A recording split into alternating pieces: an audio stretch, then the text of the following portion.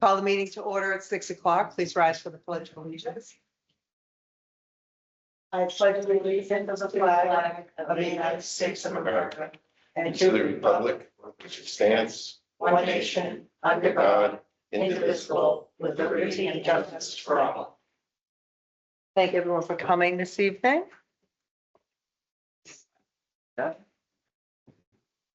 First up is any public comment?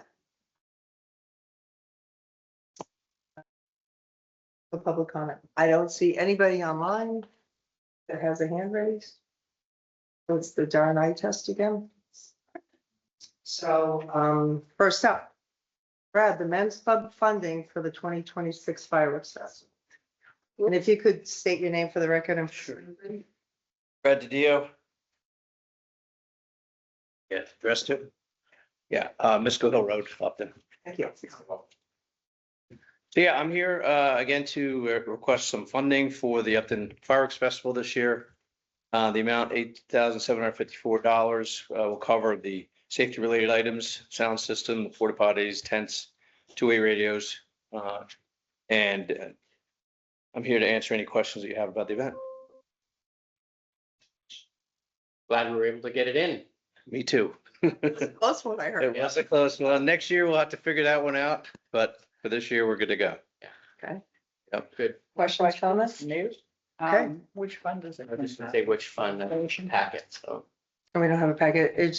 So do you know if the fireworks usually come out of the Racine B or where do they come out of? They come out of the beautification is where they have them. Which is, which The one? D. D. Okay.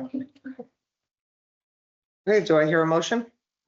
I move that we approve $8,754 to come out of the Ristine E for the fireworks put on by the Men's Club. Second the motion? All in favor? Aye. Unanimous. Thank you Thank very you. much. Thanks for I coming. appreciate it. My pleasure. Chief Palmieri, the discussion about the police radio warrant article. Thanks for coming. You too. So Yes. make this call the finance meeting Okay. order in case there's anyone who might have any questions of the chief. Sure. We have a quorum in the room. Sean is online. Looks like Sean. Sean is on the screen and so is Nick. So we have the full committee here, so the meeting will be in order at 6:03. 6:03. Thank you. Thank you. Okay, go ahead, chief. Originally proposed back last fall for some funding for radios to start to replace the radios that we have in stock and then aging radios, ones that we've had that are starting to get towards end of life. I saw it. I was under the impression that that article was resubmitted for this year's annual town meeting. And with some state earmark money, I was able to, or I'm gonna be able to purchase 6 radios. And my thought was if I can get the funding for an additional 10, I can replace all the radios for every officer, Mhm. including a backup for the dispatch and have one spare.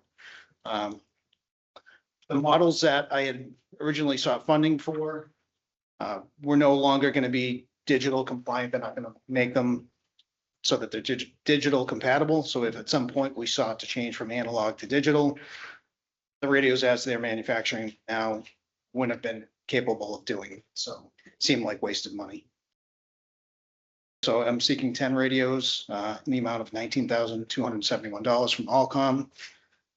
Again, the same radios that I'd be looking to get with the state earmark money. That makes sense. We need to be all on the same wavelength, literally.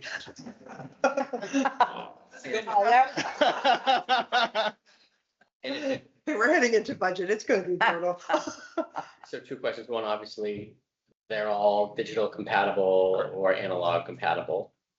They're all analog. We operate on analog right now.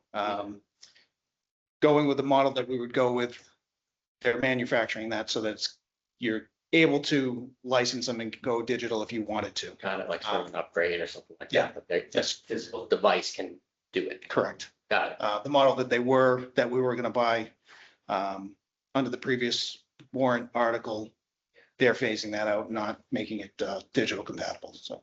And these are obviously different than police cruisers, right? So like, it probably doesn't make sense to get them on some type of rotation where you're replacing one at a time or 5 at a time or something like that, because like they'll get out of sync. So it's almost like you kind of do them all at once every 10 years. You're gonna have to Yeah, spend that's- $50,000 to get all new radios. kind of thing. Correct. Okay. Yeah, and I think the way technology changes day to day, it seems like makes the most How sense. old are the ones that we have now?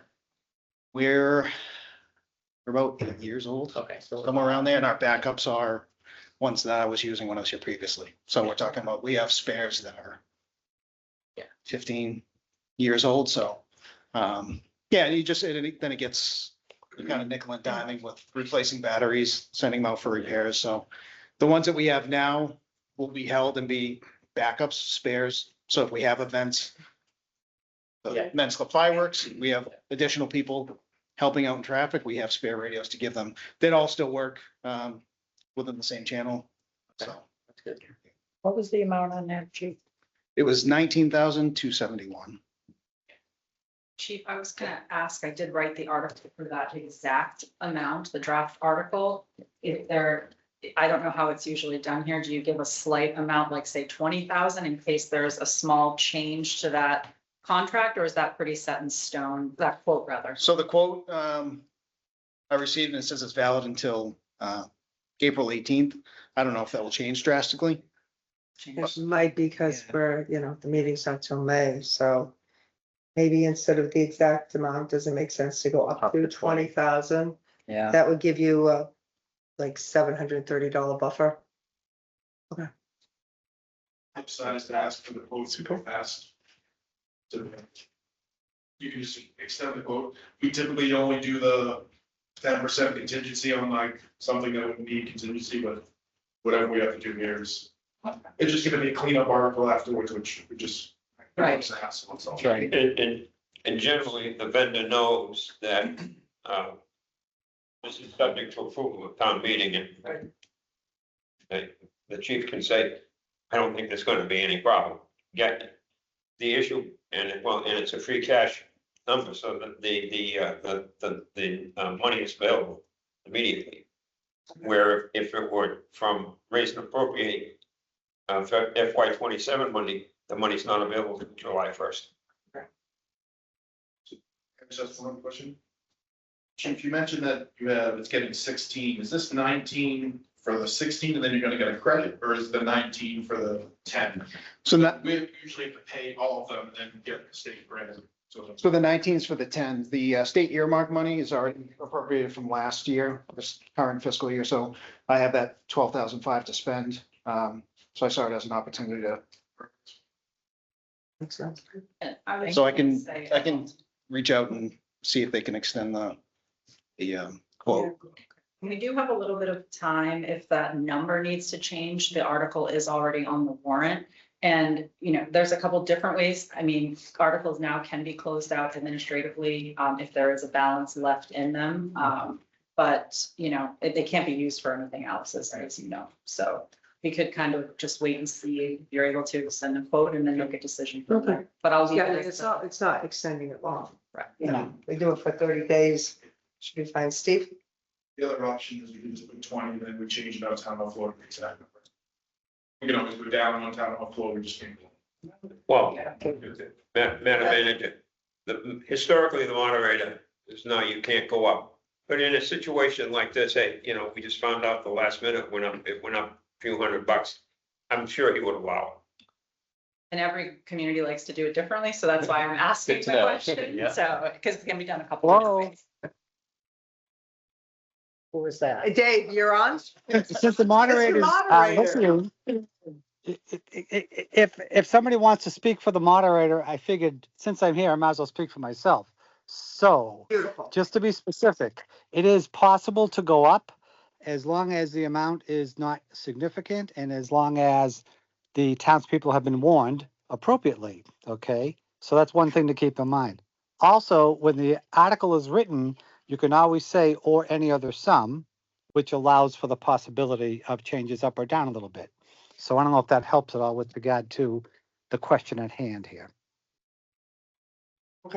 Mr. Moderator, I apologize, I didn't know you were there.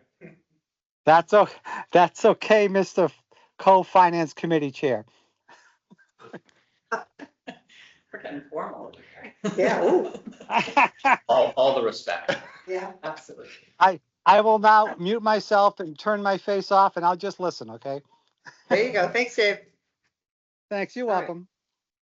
So do we need a motion to put it on the warrant or it's already on? Already. So you will later on in the agenda, need a motion to open the warrant, and at that time, we can add this article to it. Perfect. Well, it's here, it's Article 28. Correct, so it's on the draft warrant, but because the warrant was already closed when that came in, we would have to make the vote, to make it official. Oh, okay. Okay, that's fine. And you and your We'll do clerk that. can move that up if you want to now, and you can take the agenda item out. Is that of the order only if thing you that we're would like. talking about for opening and closing? There was a second article about the community center funding rolled over to the DPW grant. And if there were two other line items that Mr. Flaherty had mentioned might be able to be rolled in. Okay. And I did receive an answer from the finance director that he does not believe that funding would be available. He's just paid a couple of bills out of it. So he's recommending we move forward with just the community center reallocation to the DPW. So that does not require opening of the warrant for that article. But that was the other one. I think that's the only other one that was under question.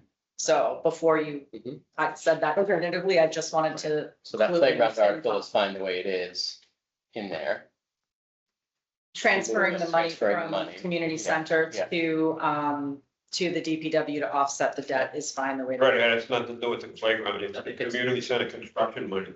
Got it. I was thinking it was the maintenance money. Gotcha. Thank you. All right, so do you want to cross that bridge when we get there? You want to Yep. make the motion now? I think it would be easier to just cross the bridge when we get there. That works for me. Okay. Thank you. Oh, Chief, could you, populate your quotes there to Mr. Byrne and the finance committee, so we have them, please, thank you. Thank you very much. Have a great day. Appreciate it.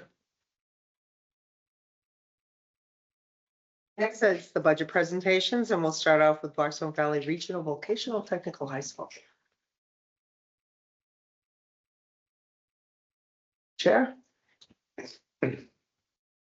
Mr. Blair, Mr. Byrne, closer you can. And the budgets, if not, wherever you're happy. You all Thank you, Ash.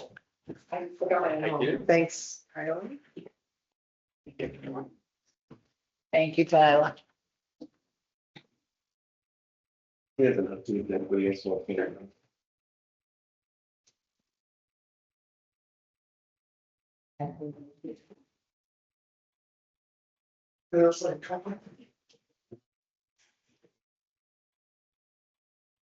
Whenever you're ready. Thank you, Madam Thank Chair, members of the board, Finance Committee, we appreciate the opportunity to come and present our budget to you. I'll start off by addressing the booklet itself, product of our school, our students, printed in-house, assembled in-house.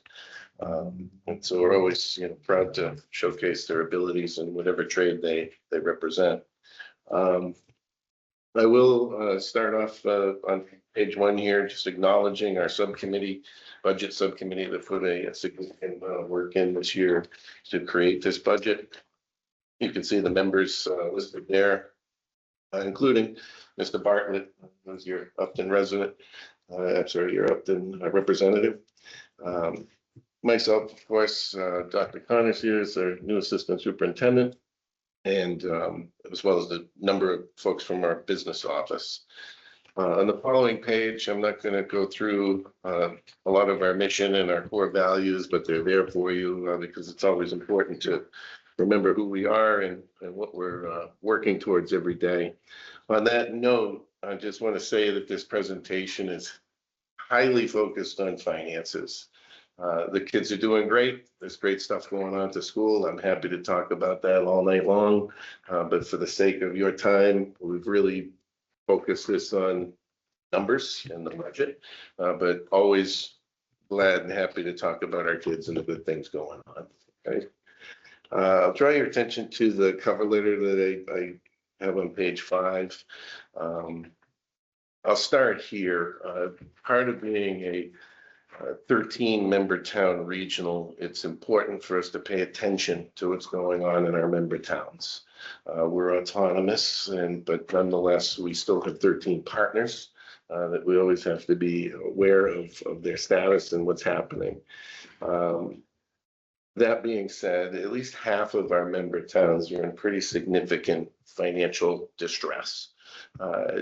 Probably not a surprise to you. You can't open a news headline without seeing cuts and overrides and those types of conversations.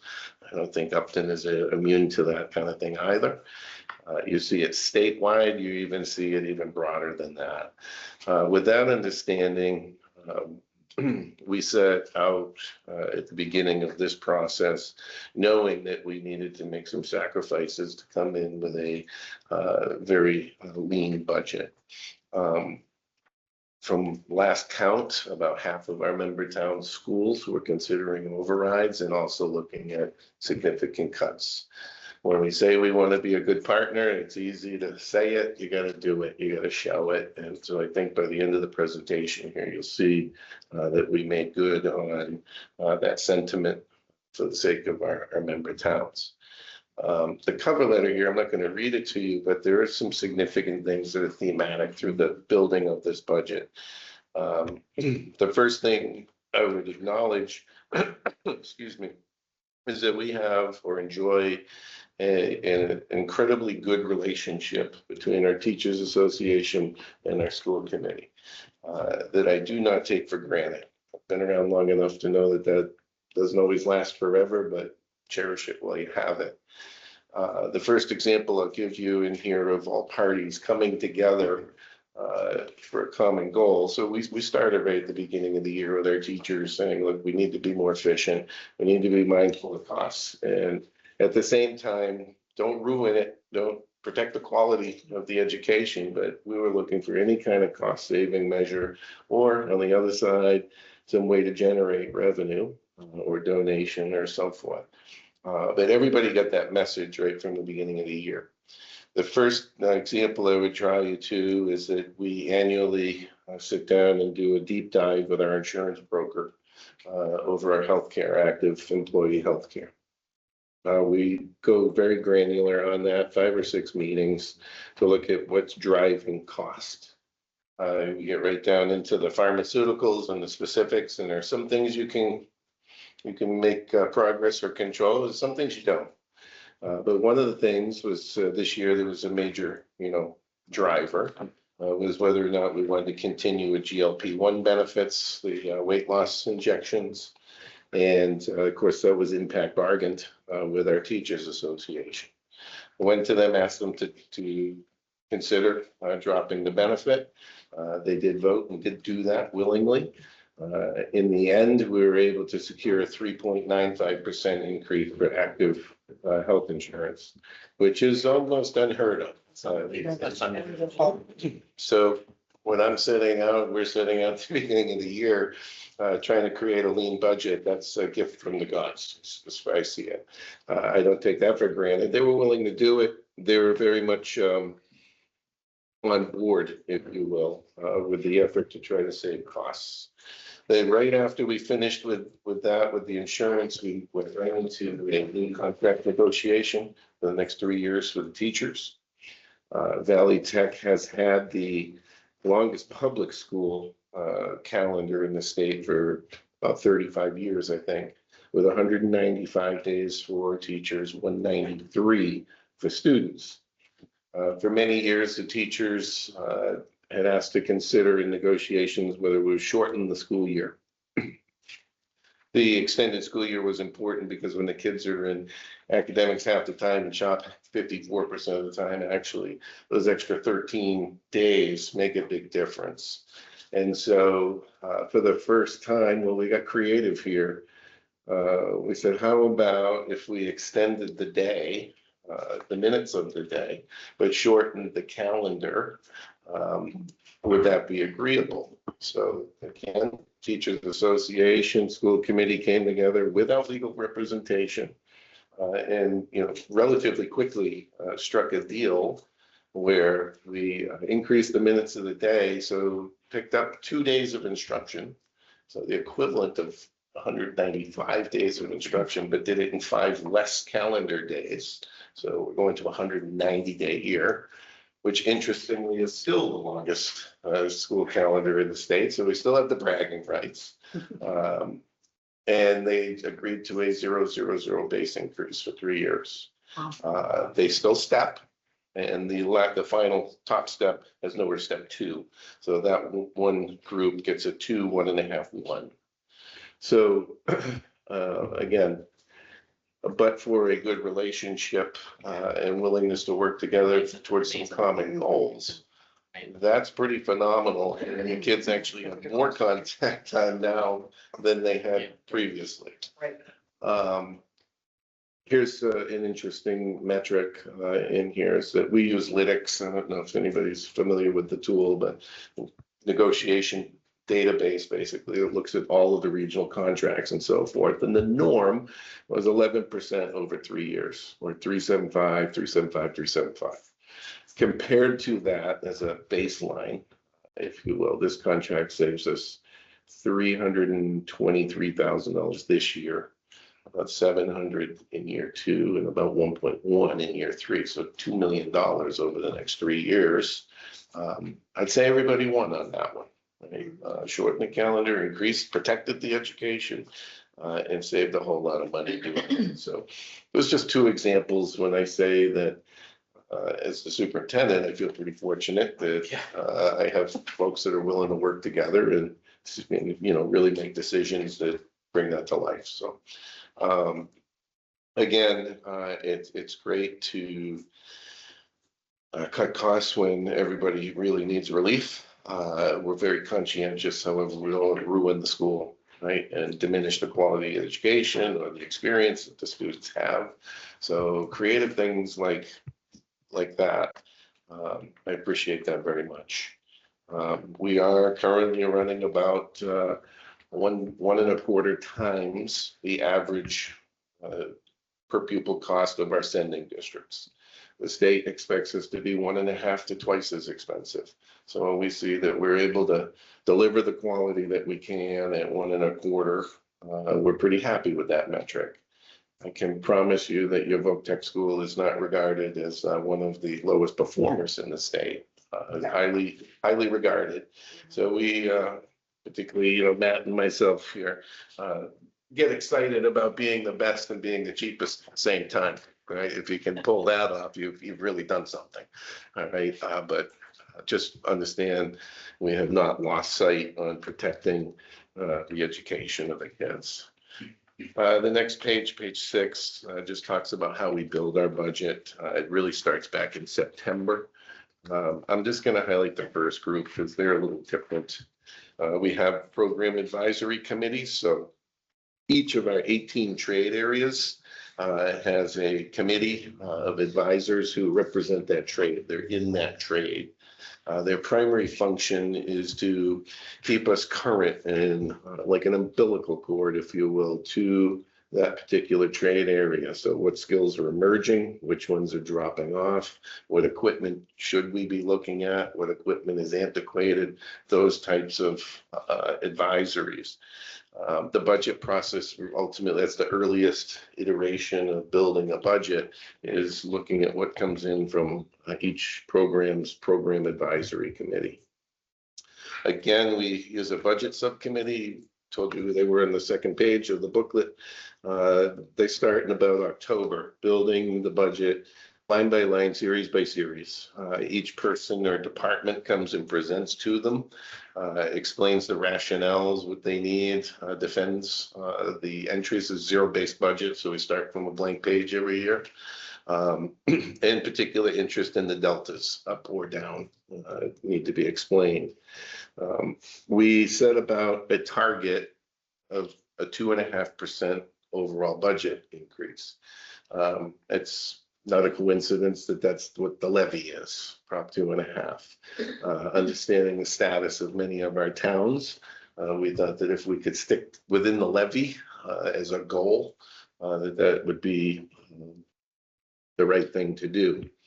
I got to be honest with you, at the start of the process with a lot of unknowns, I didn't know if that was achievable, but that was our target. As the budget comes together, we don't deny things as they come in, as the requests come in. They defend them, they explain the rationales for them, but we let the budget build. Towards the end of the process, once we've built the series, then we go back and say, what do we need to do now to it to reduce or cut to hit our target, in this case, 2.5%. In this budget, that required $1.52 million worth of cuts, and I detailed them in the back of the booklet. We'll talk about them after. And just the formalities of the process. Once that's happened, school council reviews the budget, makes a recommendation whether or not they support that, goes to public hearing, and then the full school committee votes on it. Once that vote takes place, our treasurer sends it out to all of our member towns. On page 7, we get into the overview of the revenues and expenses. Starting off at the top, you'll see our Chapter 70 state aid was 1.81%. It's not a lot, but as I talked to other towns, not bad this year. I talked to a number of towns that were under 1% with their Chapter 70, with their schools. So thematically, what I can tell you there is that state aid is relatively flat, as it has been. If you look down the list at minimum contribution and you scroll across, you see the highlighted 5.12%. That's the increase in minimum contribution this year. So you see a relatively small increase in Chapter 70, but the 5.12% jumped out at me this year. Normally we see that number more in the threes. That is the shifting of less state aid, more local. Okay. When I first started at Valley Tech, it was about 60% state aid, 40% from the local. That's inverted today. And that right there is the mechanism of how slowly but surely it shifts from the state to the towns. So I was a little alarmed by that. That's a faster pace of shifting than I'm used to seeing in the past few years, but it is, what it is. Going back up to the top, you'll see fee revenue doubled. 65,000 we went through and doubled all sports fees, parking fees, every fee we have, we essentially doubled those.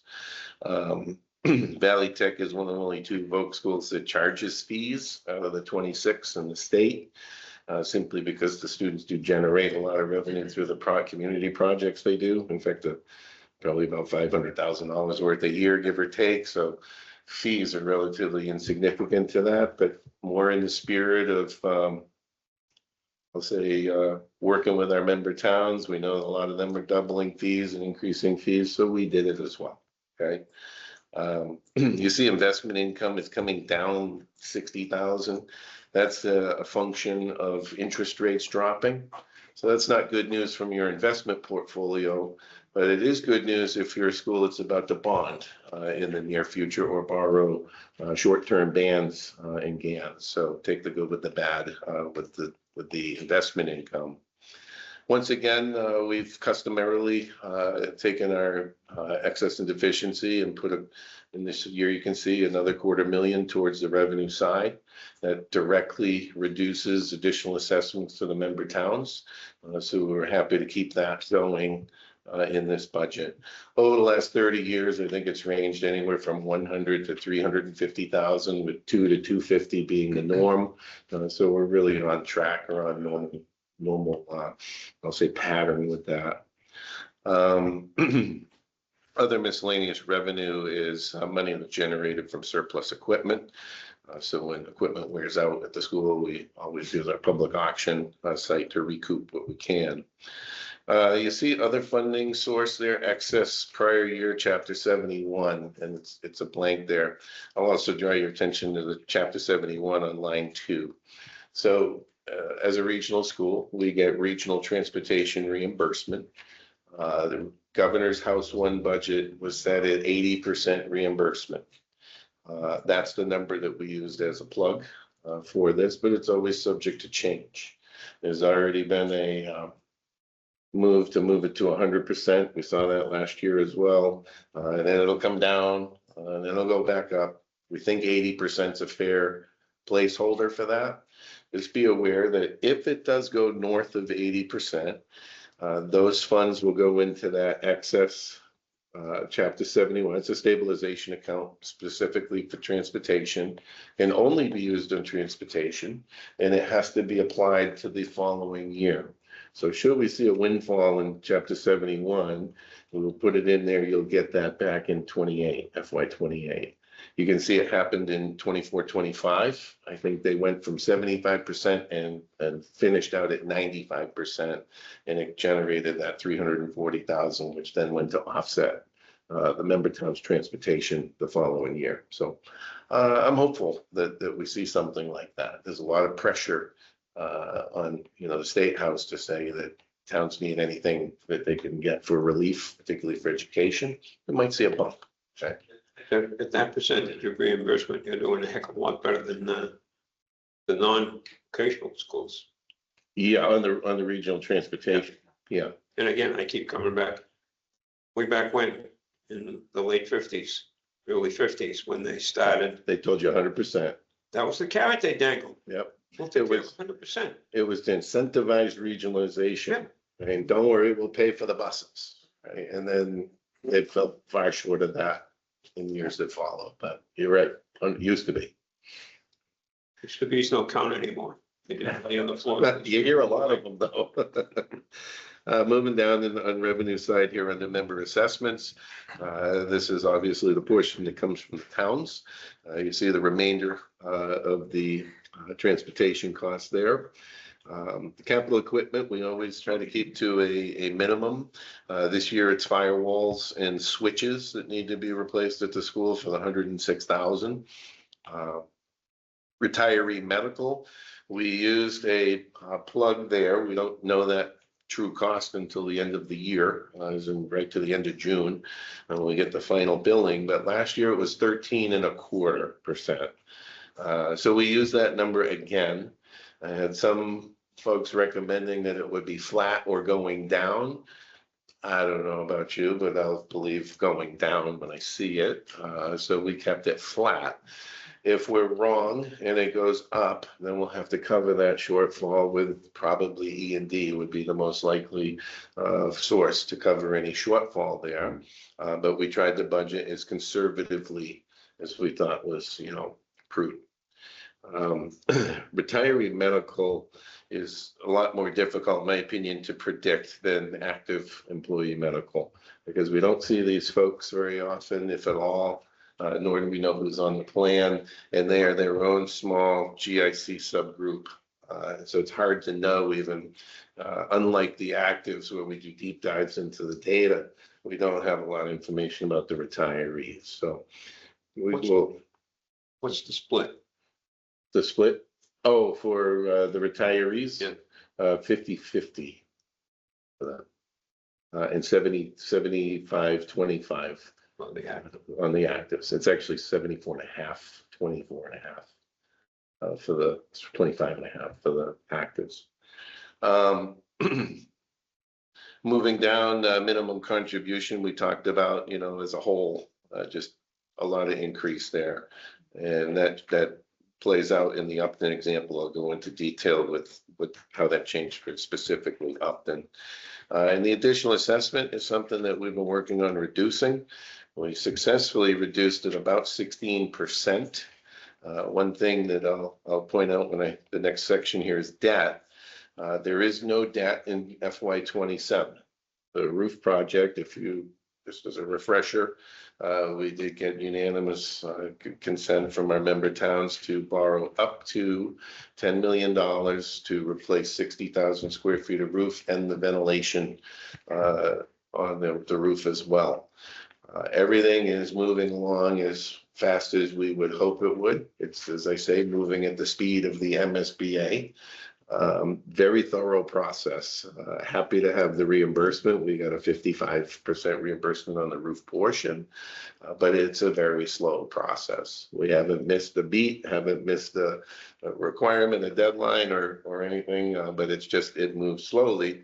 We did just get our bid opening. The bids came in within the window we were hoping for. No surprises there. And we're hoping to do a summer slammer project where as soon as the kids leave, we get to going on it there. And hopefully about 6 weeks, we'll have the new roof on. And then we start the ventilation portion. So clearly we'll still be borrowing short.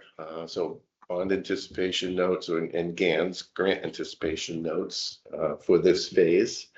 And I'm hopeful that I'm hearing that mechanicals, some of those are back ordered and slow, not on our project specifically, but that's been the norm.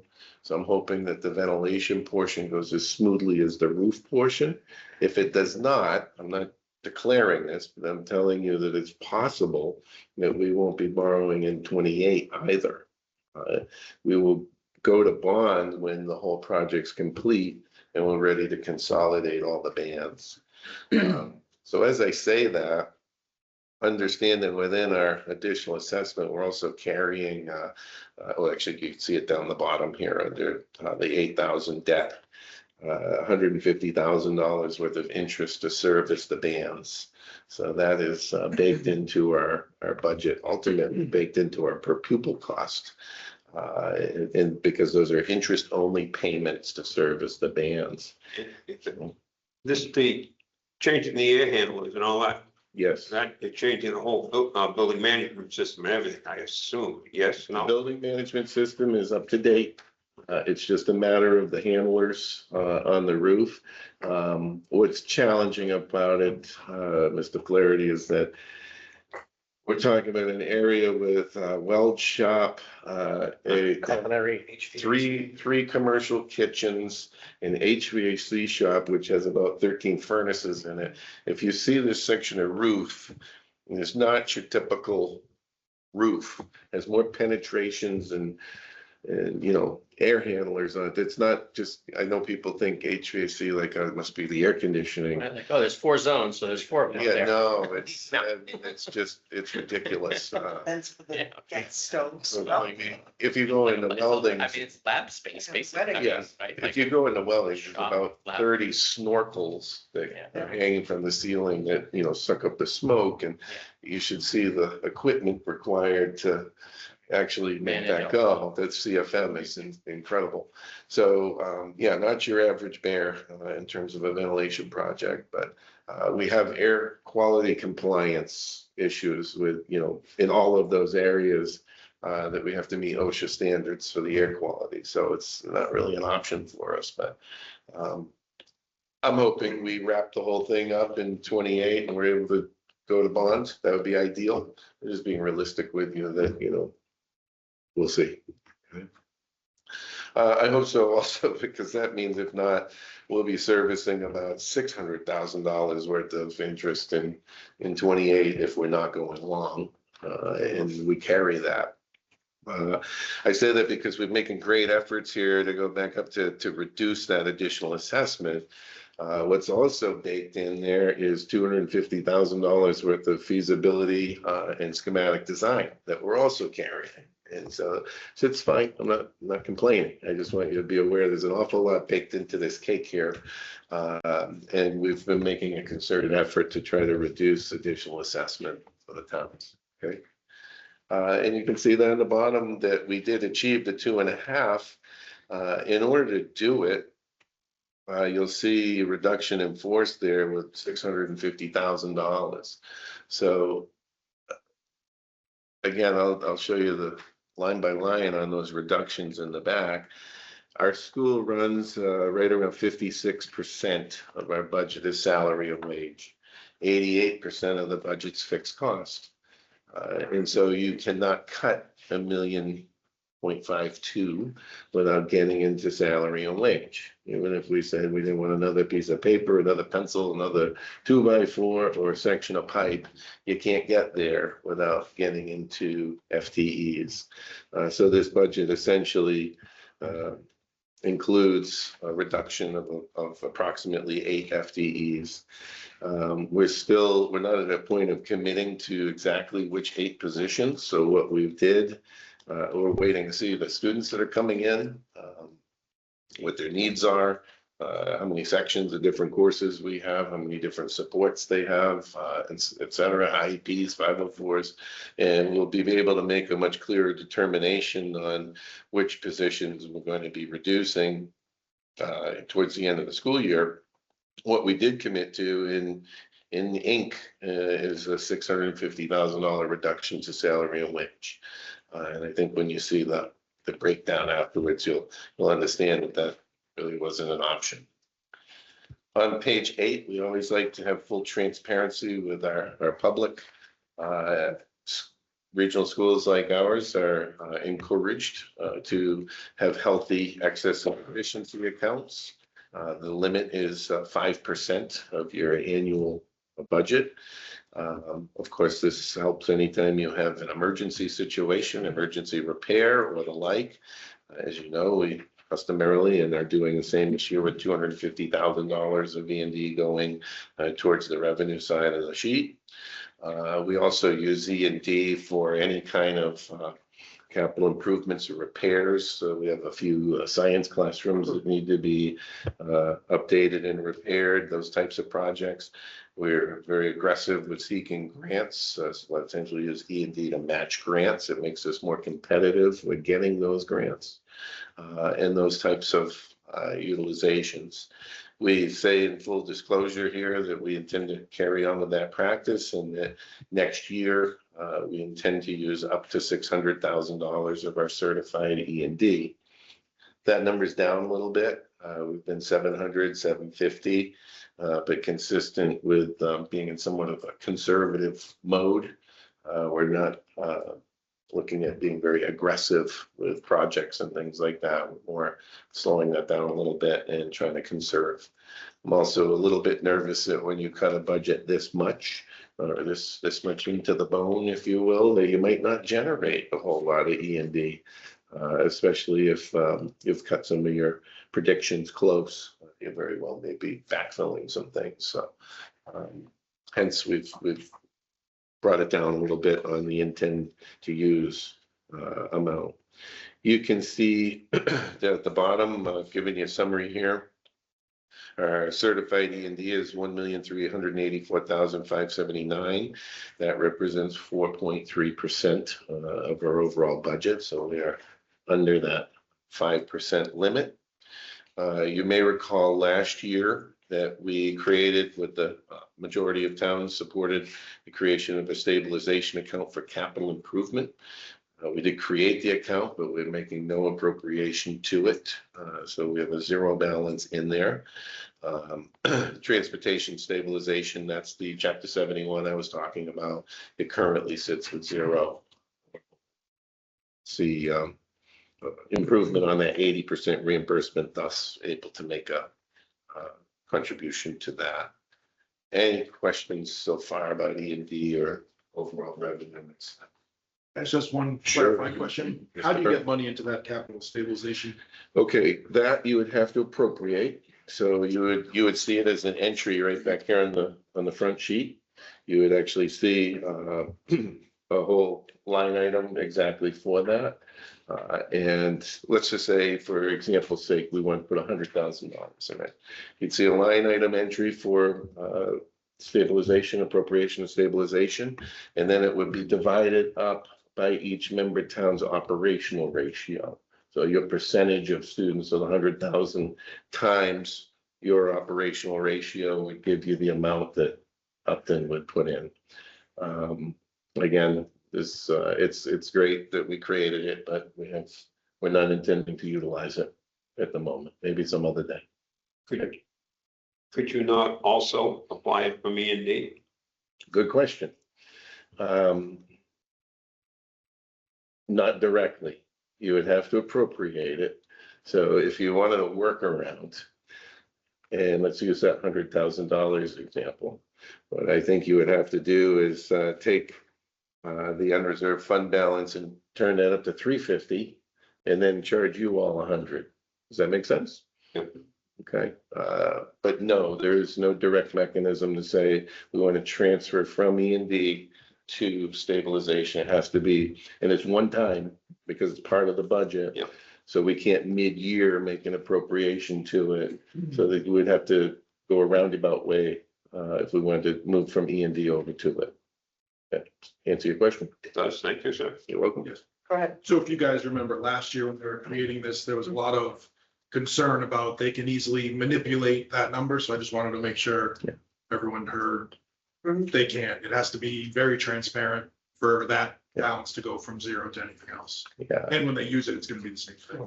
Coming out is the same way. We would need 9 towns to approve the proposed usage of it as well. So coming and going, you can't miss it. Okay. Next on page 9, we have the breakdown of the member town assessments. And obviously you can look down and see the Upton line. You have 94 students. That represents 6 more than you had in 26. You have an increase of 6 students. That brings your operational ratio to 7.52. Minimum contribution is the Chapter 70 formulation, the ability to pay formula that confuses a lot of us. And by say confuses a lot of us, it produces unexpected results, is how I would say that. You can get all 4 permutations from the Chapter 70 formula. You can have more students than the expected, more money. You can have a scenario where you have more students and less money, less students and less money, and the all dreaded less students, more money, right? But all 4 are possible because it's that rather long, protracted formula on a town's ability to pay. It's calculated by the latest property valuation, the latest resident income, multiplied by your municipal growth factor. And then last, there is a correlation to the enrollment. That's a deep dive, a rabbit hole of its own, and I'm happy to go through it with you, but it would take a few hours. Right? What he's saying is that he has to deal with 13 minimum local contributions. That's right. And sometimes they take people by surprise and they give you an unexpected outcome. A classic one is we went down by 5 students. So we took 5 students and multiplied by the per pupil. How come the bill didn't go down by 5 times that?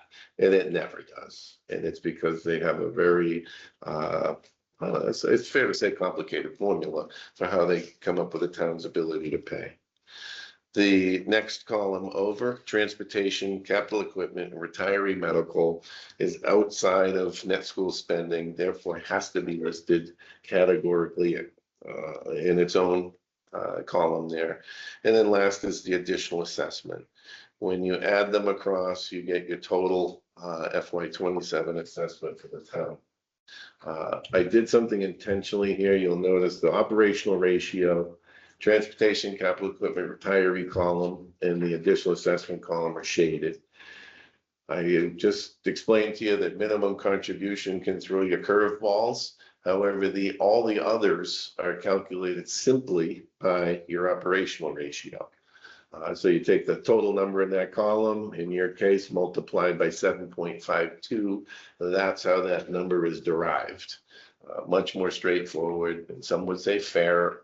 But I just want people to understand. Funny because I started with my calculator and that's what I was calculating. And I did, the first one I did was minimum contribution. I'm like, why isn't That that right? doesn't work. Nope, close, but not exact. That being said, I'll be But- perfectly forthright with you. Upton now ranks 3rd in per pupil cost. So the result of minimum contribution is we have 13 towns with 13 different per pupil costs. Yeah. As and that's how that formula is supposed to function. It's not broken, folks. That's what they wanted it to do. But as a result, your per pupil is 20,341. And that ranks you about third out of 13 in terms of, relative to the other towns. Where does Mendon? Because the state says both Mendon and Upton are wealthy communities. Mendon's tied for first. Yeah. That's Larry, take that. Look at the look on his face. He's like, wait a minute. Well, What? I No, think that's just a accurate. clarity in They the have the hitch list. highest, Yeah. minimum local contribution. Yeah. Yeah. Yeah. Maybe we can take a picture. That was great. That was good. Good question. Paul. Sutton and Mendon are tied for first, to the dollar. To the dollar. Not only did you render Mr. FinCom co-chair speechless over here, but I wanted to add that that is probably the best in a nutshell explanation of minimum local contribution that I've ever heard, so. Well, kudos. Yeah. thank you, Yeah. thank you. Thanks for saving us the 3 hours. Yeah. Appreciate the Cliff Notes. Yeah, that We've was really spent an inordinate amount of time studying chapter 70. Yeah. And, Because it's what you get beat up on and people are asking you about worse. constantly. Worse. We're new. Hey. well, the funny thing about minimum is every time we really, and I mean, we spend hours in webinars, seminars, talking to DOR, talking to DESI. Every time you really think you know it, all of a sudden you go, wait a minute, what? And there's a curve. And so it's a bugger. You almost have to sit down with your worksheet, which is a very long step-by-step for each town, and walk it through. It's not the kind of thing you can, do mental math, head math on. Yeah. So we appreciate that you Yeah, understand that. Thank you. Okay. You did have a 6.8 increase in enrollment, and sometimes I look at +6. Well, what does that mean? So you went up almost 7% in enrollment, but your increase to you is 10.74%. So our 2.5% budget, and we work hard and feel good about that, turns into a 10.74 for you all, mainly because of the +6. Yeah. Right? If you were flat with 0 students year over year, it would be a lot closer to the 2.5. But that's how that breaks out. It's difficult. There's another one that's difficult, is when you go into, a town and you open up the warrant booklet and you see BVT is up 10.74% when everybody's bleeding from the ears. You say, well, I'm gonna have to explain that. It's not exactly the way that works, but I call it the real feel, like the wind chill factor. Yeah. What does it really translate to you? Now, here's something else you might find interesting. In the minimum contribution, just year over year, your minimum contribution increased $165,000. So if Valley Tech had a 0.00 budget, you still would have had a $165,000 increase because that's how much minimum went up. It was 83% of what we're asking of you. Yeah. Again, that's if we had 0. So it's just I try to look at things a number of different ways, and I want you guys to understand it the same. And the driver though was this +6. Oh, yeah, by far, yes. And that, we're at 94, and in fiscal 25, I think we're at 93. That's correct. And you were at 91 the year before And that. then we were 88 last year. Yeah, this is true. 80, yep. Yeah, you went 91, 93, 88, 94. Yeah. And on apportionment, where are they headed on apportionment? That will tell you where you're going in the next 8 years or so. One thing with the lottery is that the new process, I don't know if anybody had the pleasure of watching our apportionment video. It's good stuff. Exactly. You got air quotes there. Yeah. But you're going to be going down, how many a year? Over time, 27 seats. Yeah. So one thing that's nice for planners, town managers, and people who could have forecast is that you will be predictably in a decrease every year after year, until you finally come down to your target.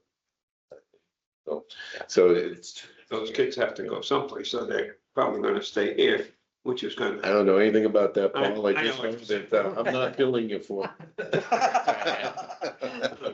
But you're right. They go somewhere. They have to go somewhere, They go somewhere. and they're probably All not true. going to St. John's. Right.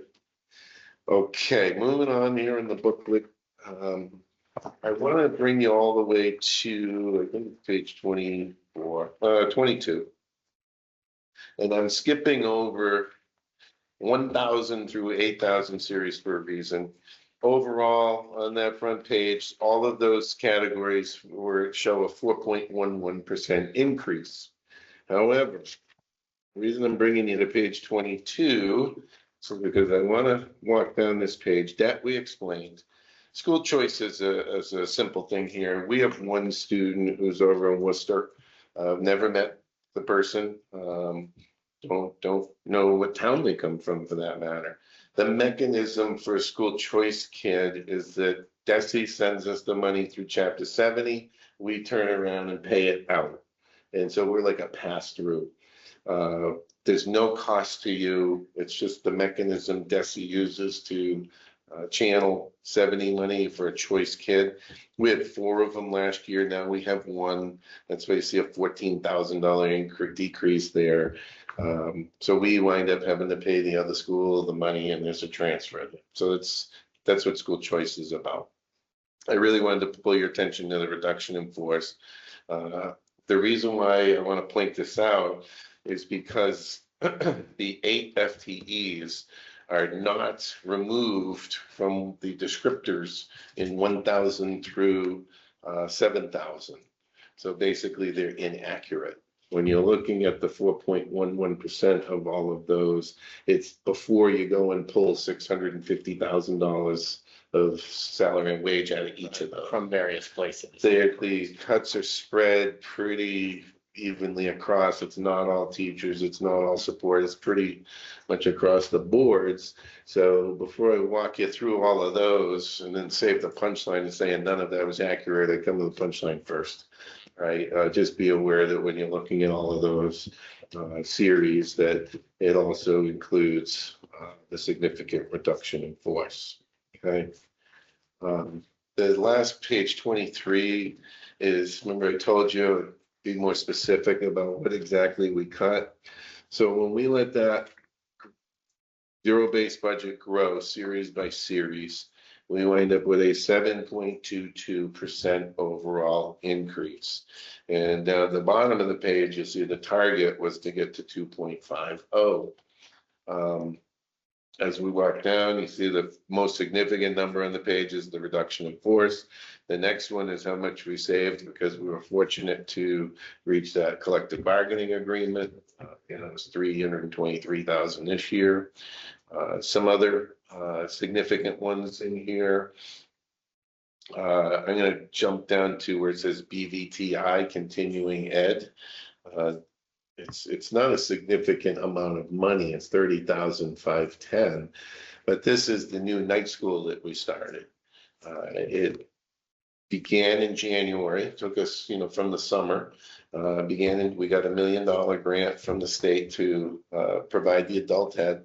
Great thing. We're helping underserved adults retrain and upskill and all that good stuff. Helping employers get skilled labor, but we're also generating revenue with it. I could have told you, I did tell you a year ago that we were headed for tough financial times. And so it was very appealing to start running the school 2 shifts and generate revenue. Kind of, look at tease Matt and look at Matt and say, if this was a factory, and we said, it's 2:15, shut the lights off. We got a whole other shift to go. And so we started the night program. It really took a little bit to get it up and running. January, we brought in 108 adults that matriculated, and it's off to a really great start. Already looking at next year's grant application to add 4 more programs to the 5 we have, and another 1.4 million, I think it is. So it's off to a gangbuster start. It does generate revenue, like I said, but I was cautious here. As it was like robbing an infant.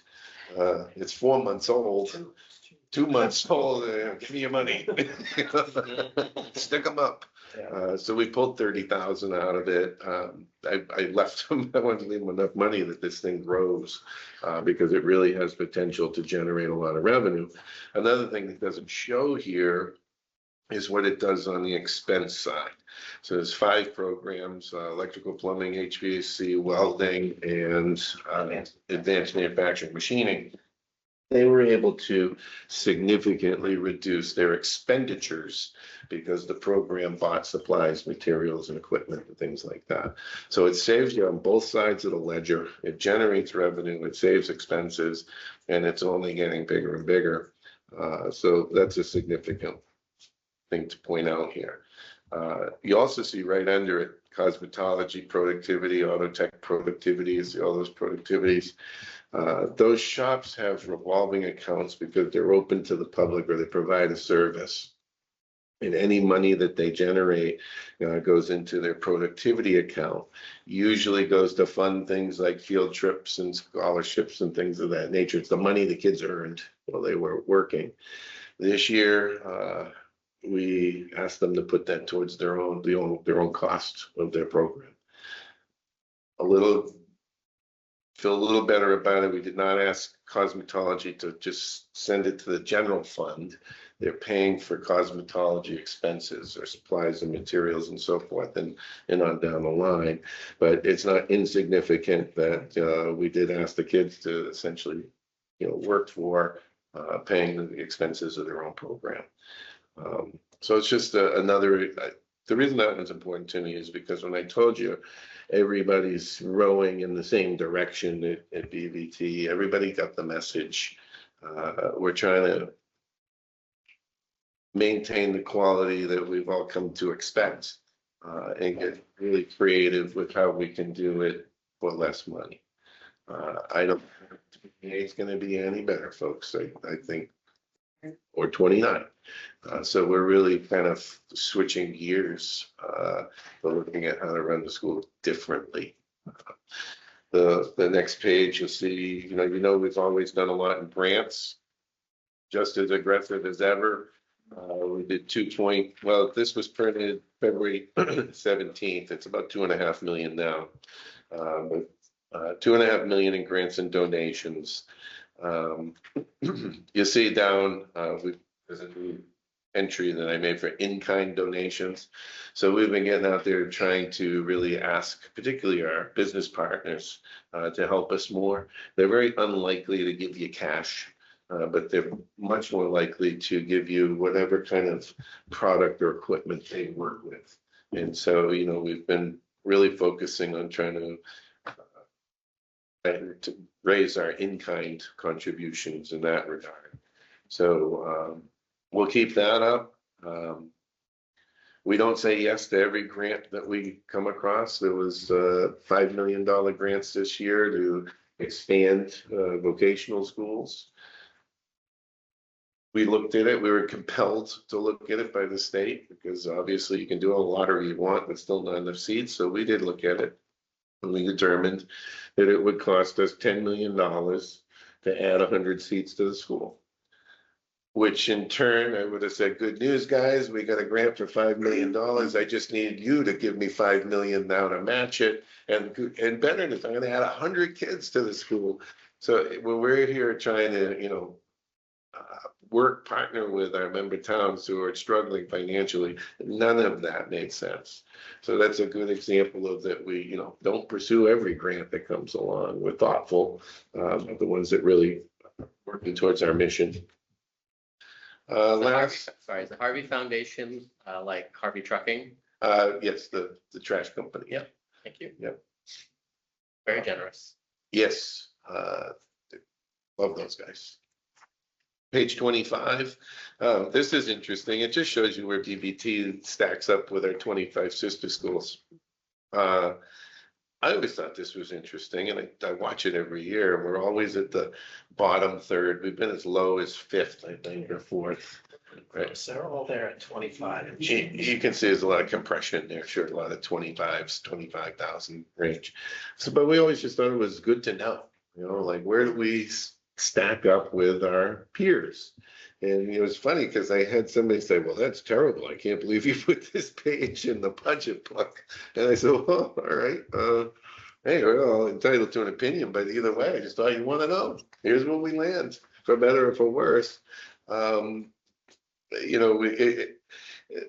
You can get kind of caught up in this logic trap also. If you look up the list to Assabet Valley, you see they're almost $29,000 ahead. They're at. Did you know I took a look at that, or? That was a good school to pull Yeah. out. Well, but Assabet is running at minimum contribution, right? So there's a great example of how you could be all the way down at minimum contribution, but chapter 70 formula with the makeup of the student body you have and their needs. So there's no, it's just good to know, I think, and good to keep your eye on this metric. We look at it like, are we delivering a good return on investment for what we're spending on a per pupil? So, it's, I Is there share. any sort of public ranking, or I don't know how they would rank the schools or anything like that, but like with these schools, right? So that, to make your point, which is Yeah. we're very affordable relative to per pupil cost, but we're Yep. one of the top. I mean, I have to imagine you're one of the top in terms of Performance. Performance, Could exactly. have used MCAS. Yeah, MCAS went away. If you wanted to use MCAS, we were always at the very top of the With pile. that, I'm not sure MCAS is the best way to measure it, folks. right, but that was at least a way. That was a way. Yeah. If you want to use Skills USA, which is the trade competitions that, Yeah, we're absolute juggernauts, right? yeah. Yeah, we're Yeah. bone crushers in Yeah. Skills USA. So for the skeptics that question this chart, put that little That's chart amazing. next to it. Yeah, that means more to me than MCAS. And the Okay. students get so much benefit of Yes. that, the Uh, benefits. Vocational Olympic. It's the best thing we do. And then, of course, they go on to nationals. We've had several national gold and silver and bronze medalists. And we've also sent students onto the internationals when there's those rare occasions when they actually have them. So, yeah, that I think to me is really the spirit of comparing is how well you're doing in your trades. Right? Yeah. And last, you already know this, you have another regional folk school. It's all in. It's one assessment for all cost centers. So that's not news to you, but some towns are not accustomed to having regional and so forth. Hope that wasn't too long-winded for you, but that's a synopsis of it. Great. What Dr. Connors is scrolling, so a couple other things we tried to do. I always envision people in Zoom land watching or, joining a meeting and watching a bunch of people flip through a book they can't see. And so we turn this into a web version. So if you go to our homepage, it's there, about district. And then when you click district, he'll show you budget report. So anybody can access it anytime. Great. It's not just for the Zooms, but it's always there for you to see. Trying to do better with, transparency, communication, all those things. So we put it up there for you to have. And on that note, if anybody doesn't want the hard copy and you didn't write in it, I'll gladly take it back and use it at the next town, but we're happy to give you also as many copies as you like. Sorry. Yeah. Does anyone have any questions, comments? The only thing I would say is thank you for all you do. I'm proud to say my son graduated from BVT last year from the electronics program and is a successful freshman at WPI and loving every minute of it and was very well prepared for that. So thanks for all you do. Welcome. Glad to hear it. It's awesome. Tell them we said hello. Well, thank you. And I have to say, you guys did a phenomenal job with your budget. And really took a step to it, and it shows, and we appreciate it, Thank you. truly. Thank you. I thank you for the very much transparency in the Yes. budget. In the way that everything's explained. We try and, we're new at this. Yeah. You knocked it out of the park. Thank you. I was gonna say, I mean, not to pour it on, right, but like, there's part of me that as you were going through the process and sharing this, I'm thinking to myself, like, okay, this is like a Harvard business case for leadership and negotiation. Like the way you mobilize all of the people in your ecosystem towards a common goal, and everybody's putting skin into the game and everybody's working towards the goal. It's phenomenal. It's great while you have it. I will also Yeah. say I'm lucky, fortunate to work in such a place where those relationships exist. Yeah. That's why I always say I don't take it for granted. Great. Sometimes that's doable and sometimes it's not. Yeah. Right now, that's very much the spirit of the place, and it goes through every last person there, including the kids, and blessed to work there, and you can do things like this. So thank you for noticing, and I will pass that along as well to the faculty and everybody. And also, while we're patting them on the back, you may recall that when we did the community center, the Valley Tech kids put together a 7 or 8 minute video showing the progress of the construction process as it went along. They have also done a similar thing, a similar video, which is now available on the town's DPW webpage. Mr. Atkinson, help me out here. Pick up. Yes, Help me out, it help was me also out. posted Stepping to on your the toes here. We multiple did the places. heritage sign. Right. that was- Right, but then, and again, Mr. Atkinson, I don't want to speak for him, but he's the president of Fuse Group. And Steve, I'll let you talk to that. I don't want to step again. Tell us what they have done, BVT has done for your group. So, last year, we had students, in the digital design, group create, a brochure for our group that we use with solicit members. And they created our logo, which is on display in the community center, signed by the students who did it. They did an awesome job. They came to the community center to get the vibe of what's going on there. And they used that and incorporated what they observed into the design of the logo, which was truly impressive. This year, we had to update our brochure, which another student just completed a few weeks ago. And as Paul said, we're using other students to create a video that we're going to be showing at town meeting to explain the issues at our DPW facility. They took video, they interviewed people, they were over at the community center during the aftermath of the blizzard, took video of the front end loader moving snow around. So they have some really good video of what really goes on there. I think it's going to be very helpful. It's great. They made us look pretty good in that apportionment video too. They put that together. That was very handy work. Yeah. You make us look good. You can do anything. Thank you very much. Thank you for your time, folks. Thank you. Appreciate it. Absolutely. Yeah, I had a question. Does anybody from the finance committee have anything else? Is Sean Craig on the screen? Do you have any Yes, I have a questions? question. Go ahead. So during the presentation, you touched on it a bit with regard to enrollment. The town's always been a bit sensitive to any sort of greater uptick in enrollment in a year, just in purposes of planning its budget. I was kind of curious, given that, if there's more applications and seats, you'll be moving over into a lottery-based admission system this fall. Is there any way to take into account how many students can be admitted per town, in a sense, so we don't have large swings?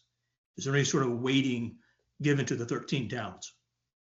Yes, Mr. Craig, what you'll be happy to hear is that it's going to become very predictable. And you're not going to see those swings. You're going to see a delta as you approach target. So we can actually send a link to you that discusses the apportionment, and now each town has an allotment of seats that it has each year. We just had the Upton lottery a couple of nights ago. That's on the website also, if you want to watch the lottery process actually play out.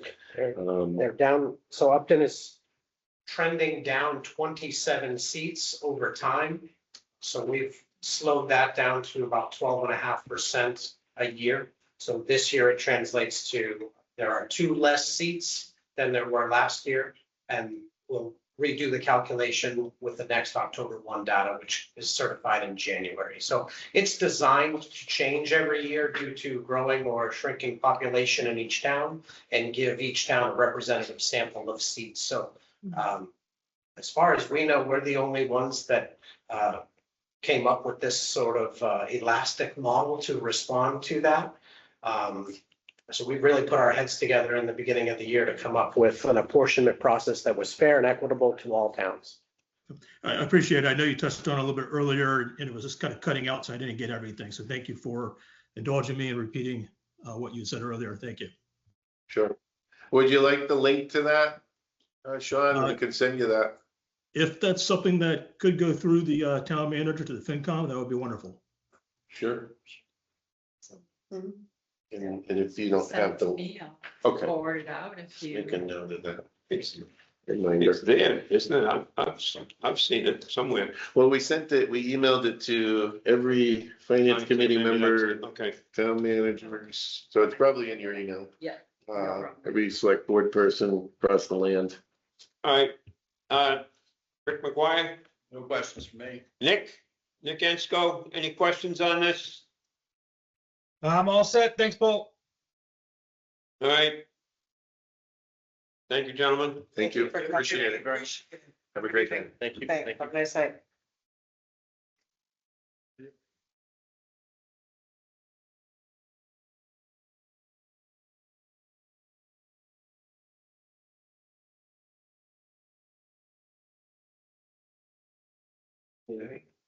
Michael, you're up. Whose book is this? Is that? Those are extra Oh. budget books. They're not really extra. Nick had one and so did Sean. John already picked his. Thank you. We are good, thank you. Thank Yes, you. thank you. You can come back in 2 weeks and explain the lottery, okay? I'd be happy to. Anytime you want, let me know. What, Brett, did you? did you pick up one of those books? Okay, one is yours. And so the other. It's next, okay, so that one. Thank you very much. You were Steve Senior. Order. You also had a DVT book there. Okay. Yeah, it's a BBG book and all. Right, you're up. Good evening. How are you? Thanks for How are you? coming. Absolutely. Mike Antonellis, Director of Land Use and Inspectional Services. Less buttoned up presentation than the one you just had. So I'll cut to it. You have before you copies of the detailed budget that's provided by Kenny, as well as the narrative that's provided by me. Both of which obviously show the same amounts, but for expenses, nothing's changed. You see 19,350 for last fiscal year, 19,350 for this fiscal year. So that is remaining unchanged. Where you do see change is in wages and salaries portion, so it's going up just a tad over 5%, and that reflects contractual changes.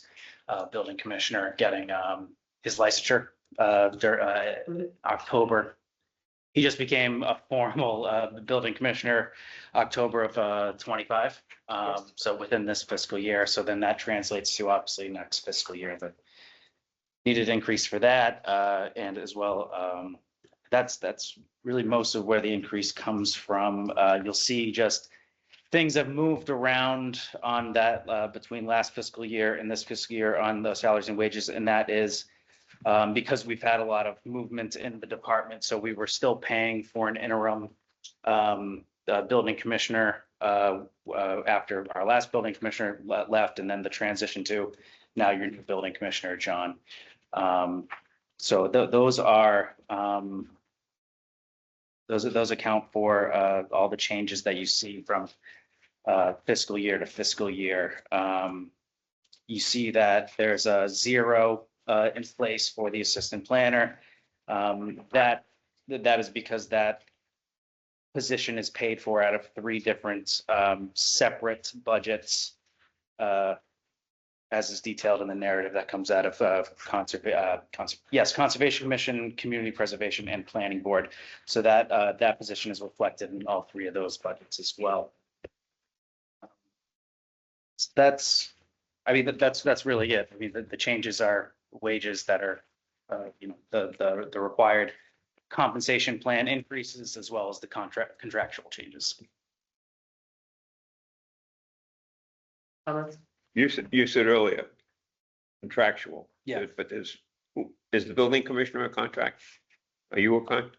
But upon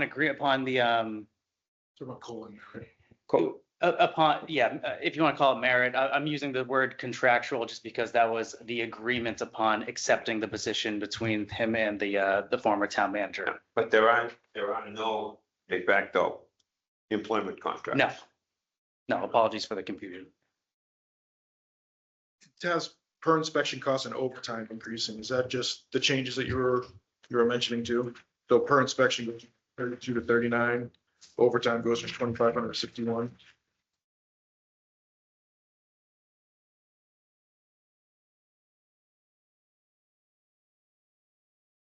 So that looks like there should not have been change. So thanks for that.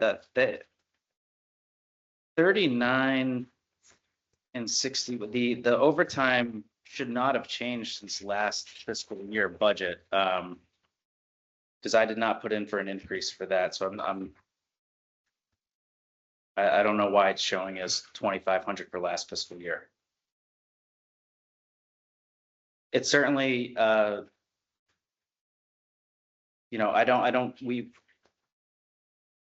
you look at what has been spent to date, or from the last summary that was provided by the town accountant, the wages is on track with, it's about 64% has been spent as of the end of February, and that's exactly where we should be in regards to wages.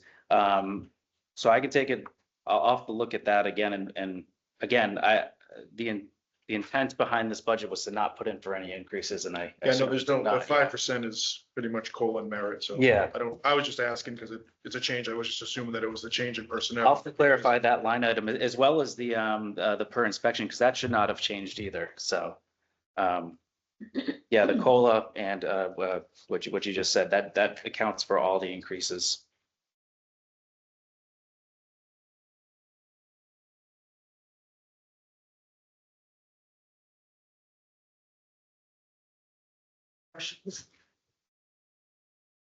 Dave, any more? I didn't have anything. I'm assuming you're covering land use inspection, planning and conservation, right?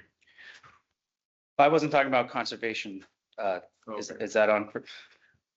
It's not. I just assumed that it was all 3. No, conservation, because they're an elected board, and planning as well. I mean, I'm happy to come back for both of those, but typically they respond to their. I didn't have any questions on any of them. I was just trying to make sure it was complete. That's all. Yeah. Good. Yeah.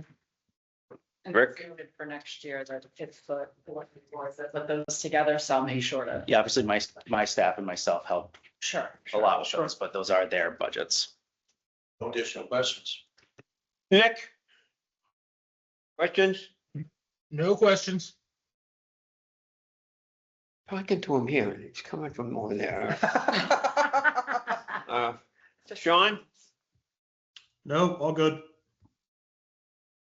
Hear anything about that, Paul, is how much this whole thing cost? What? The cost Oh, the sound machine. Okay, yeah. isn't spectacular. Okay, anybody else have any questions? No, I'm all set. I'm good. Thank you, sir. Thank you. Okay, thanks for coming. We appreciate it. Appreciate it. Have a good night. You too. Good night. Okay, next up, Matt, Board of Health. Yeah, nice to Hey meet there, you. how are you? Nice to meet you as well. So for those of you, Matt, good, very well, how are you? thank you.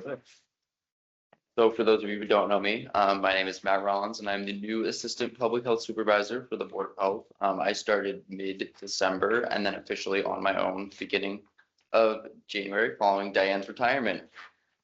With that said, I also have a new counterpart in the Board of Health office, Deb Visarish, who took over for previous town nurse Trish Parent as well at the same time that I did.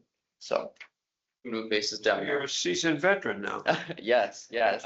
Well, he didn't run screaming, so that's half the battle.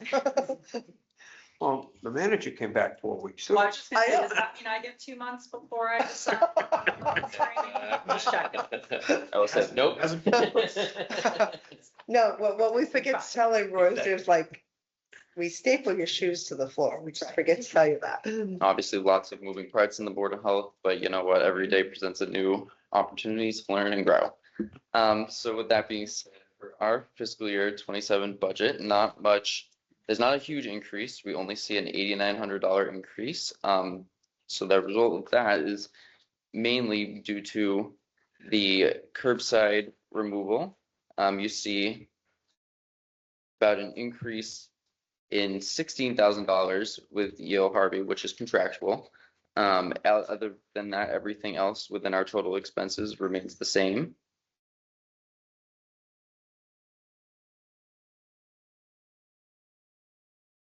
And then for our wages actually go down, which is, again, and the whole budget doesn't go up by 16,000 because there's a decrease in wages. And the reason there's a decrease in wages is because I'm placed on a lower step within the same grade that Diane was on. She was at a step 7. I am now going to be proposed on a step 3.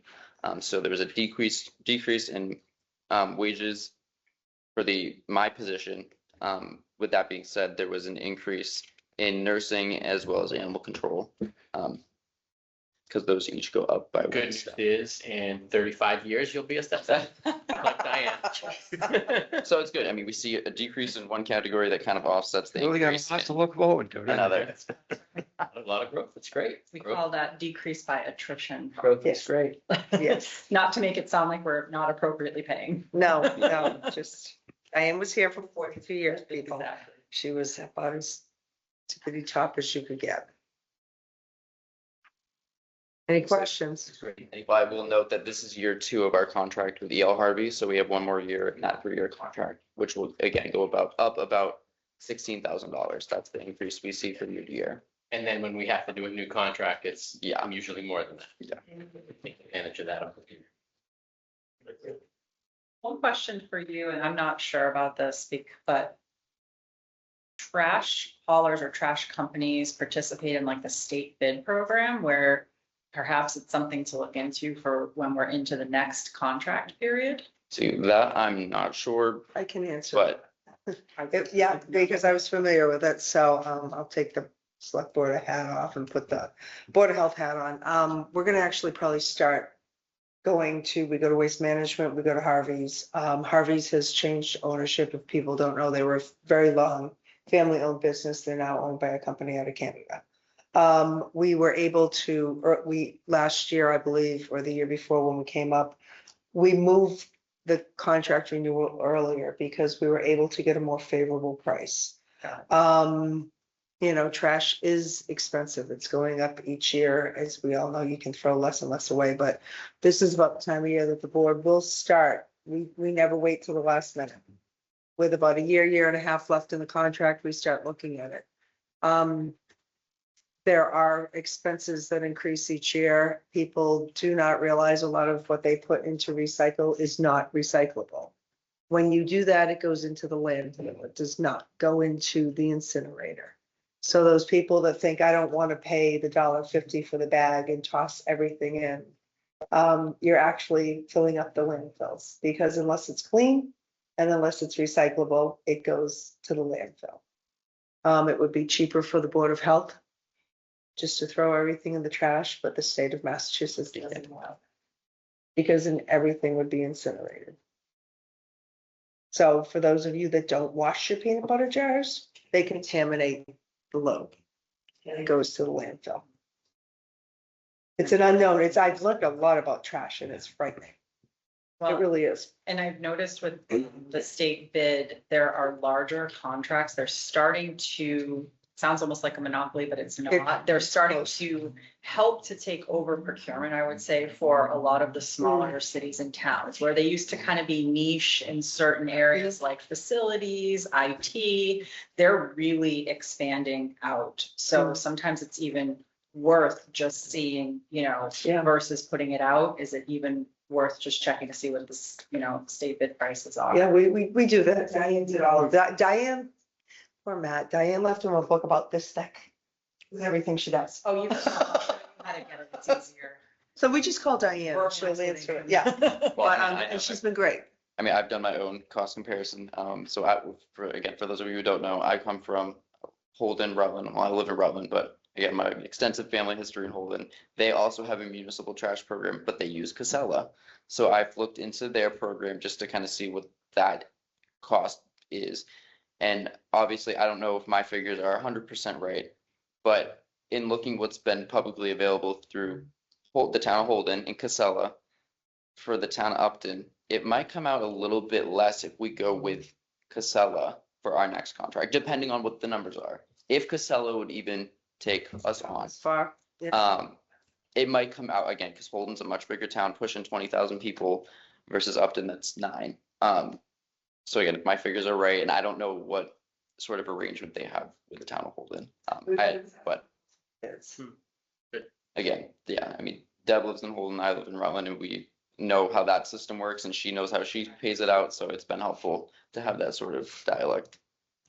Well, for the day when you could burn a barrel, huh, Maureen? Yeah, I'll go back to that.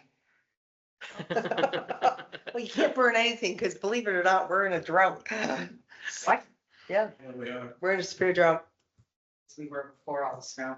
It only helps some. Yeah. What? Take a look at the river out back, and I don't think we're in a drought. That's my gauge. So West River's not at drought levels right now. Anyway. Beavers. But I will say, on the topic of grants, which I didn't even think to put that in, but the one grant we do have right now that doesn't look has ever been in a budget narrative, because I've looked through a few, is we do have a recycling grant from the state. I think there's about $23,000 in that account right now. And I will say the one thing that residents hate the most is that we no longer provide, recycling containers, whether that be a bin or a small little, yeah, like the old Upton ones, like the one that I have in my office. And maybe we can, again, use that money there to buy containers or barrels of some sorts for We don't people. provide the bins anymore? We provide the curbside trash ones, but for recycling, residents are on their own. Yet another reason. Well, I guess they don't want to pay for throwing in recycling. But I figured I'd throw the grant information in there because it's a grant that we do have, and Diane never knew what to use the money on. And kind of said, hey, if we have this, you should try to figure out what we can do with it. We should talk about the grant you're talking about. Yes, it's the Welcome Family Home Grant that will be offered through our nursing services department, which is Deb. And again, basically anytime a young family in Upton welcomes a new baby, Deb goes in and she, again, basically lets them know the services that she provides in general, but as well as for infants. It'll certify her not only to care for the infant, but for the mother as well, and looking out for, postpartum depression, and just monitoring that as the months go on. So that's I just completed the request for information for that. Yeah, I didn't realize when my kids were born, the visiting nurse came in automatically. And now the VNA only goes into high-risk infants. So people in Massachusetts with postpartum or infants with issues were being missed. So that and Deb applied. Training, she has the background, she just has to refresh it. So they've been doing great things. And then we have the recycling one that you're applying for. You should explain that as well. Oh, the Next Trex, Yes. the Next Trex Recycling Challenge. The Next Trex Recycling Challenge, you enter into it and your community gets 2 bins that you'll place in, wherever you want to put it, either the town hall, the community center. That's kind of what we were thinking. And basically it's for plastic bags. You collect the plastic bags from the grocery store. And once you have, I think it was 200 pounds, I gotta refresh my memory, but I think it's 200 pounds in each. you can turn that into the Nextrex company. And you basically, I mean, from what I've read, every single person who turns 200 pounds in or 400 total pounds in, you are eligible for a prize, and the prize would be a recycled Trex bench. So if we turn in the 400 pounds, we get 2 benches. We can place them at various places around the community, whether that be at Kiwanis Beach or on the town common. How many bags to a pound? Well, it's not just, $57,000. before you get carried away, Plastic bag. it's not just the grocery bags, it's the bags that the pellets come in. Anybody who The eats wood with pellets, yeah. it's the chicken feed bags and different feed bags. Feed bags are a little heavier, so, but none of that stuff can be put in the regular recycle. That's what jams Harvey's equipment. So, it is a benefit, because you're not supposed to put it in the recycles, and a lot of people do. Are you saving up chicken feed bags in your basement? You're ready to hand over? I'm gonna start. I have pellet bags. We don't put them in recycling though.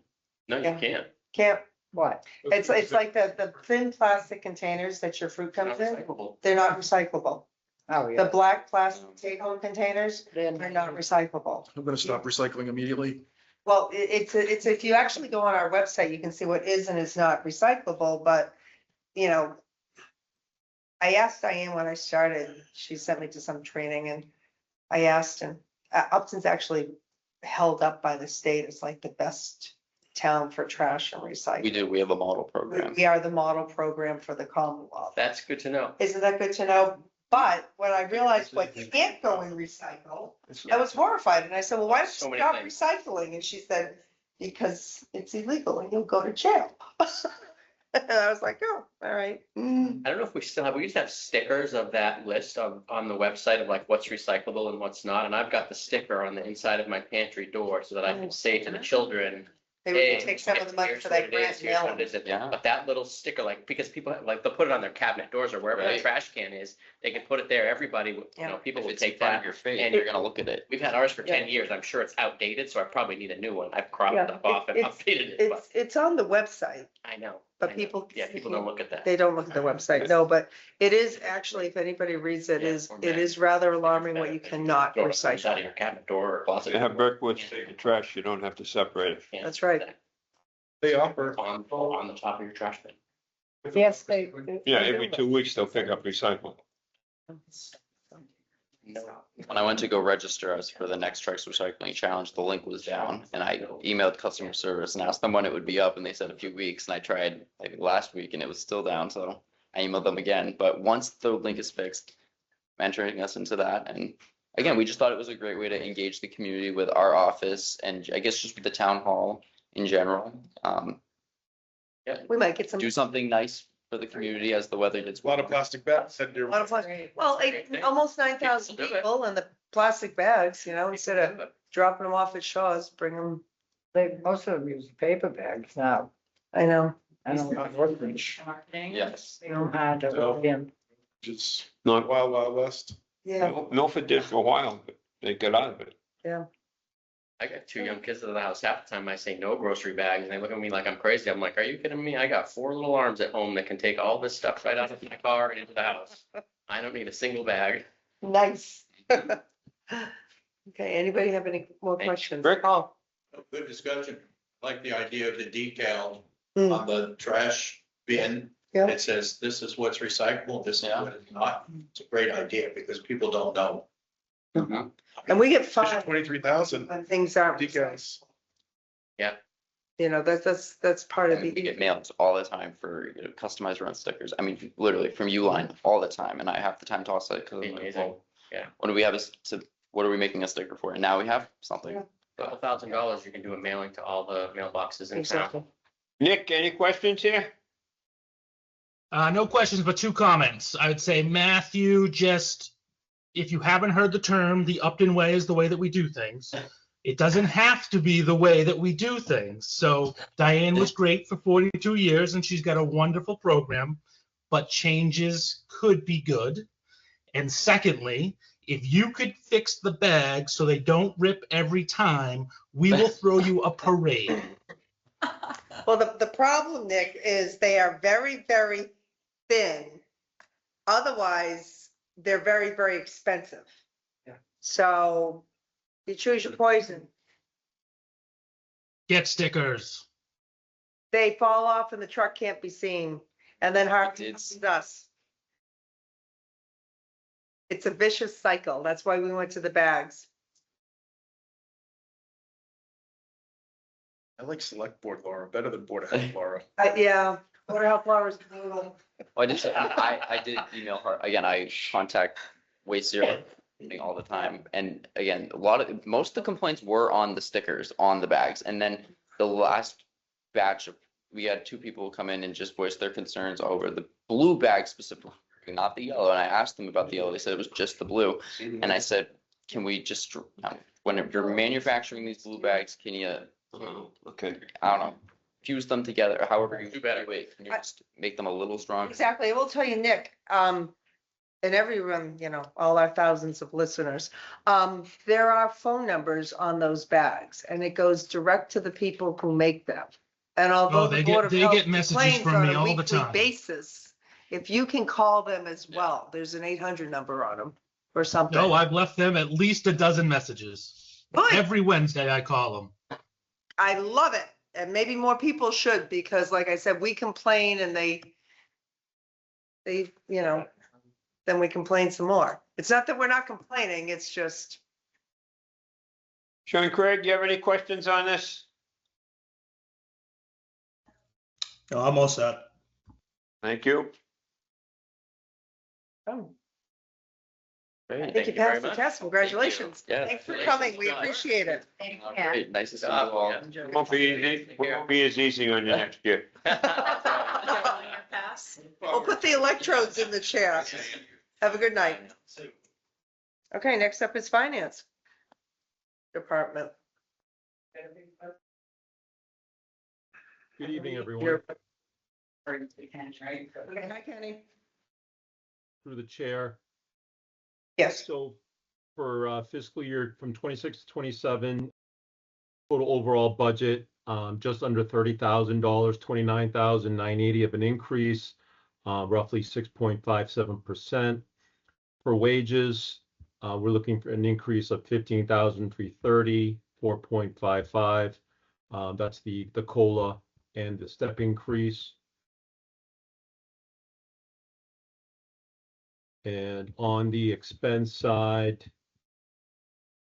for the accountant side, there for the GASB 7475, we will have a full valuation. So with a full valuation for the OPEB, it's a little bit more expensive. So the interim year it's 3,750, but the full valuation, which is it's a lot more work, is 6,900. There's also an increase to the audit fee as well. Unfortunately, there's not a lot of audit firms out there. It seems like a lot of the audit firms that are merging. So we're looking at an audit increase as well. The treasurer collector expenses will remain the same, 38,900 for fiscal year 27.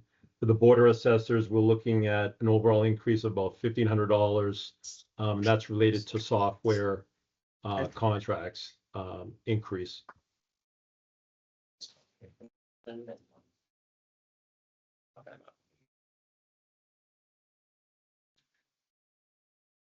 Okay. Yeah, there you go. 68. There's two, sorry, Kenny, we were confused. There's 2 page 68. So it's- So I was it's- looking at it's the first- conservation yeah, as you were first talking and page going, 68 more means, so if you're looking at Okay. Conservation Commission, go back and you'll find another page 68, that's the Finance Department. It's just a page numbering, 15 pages.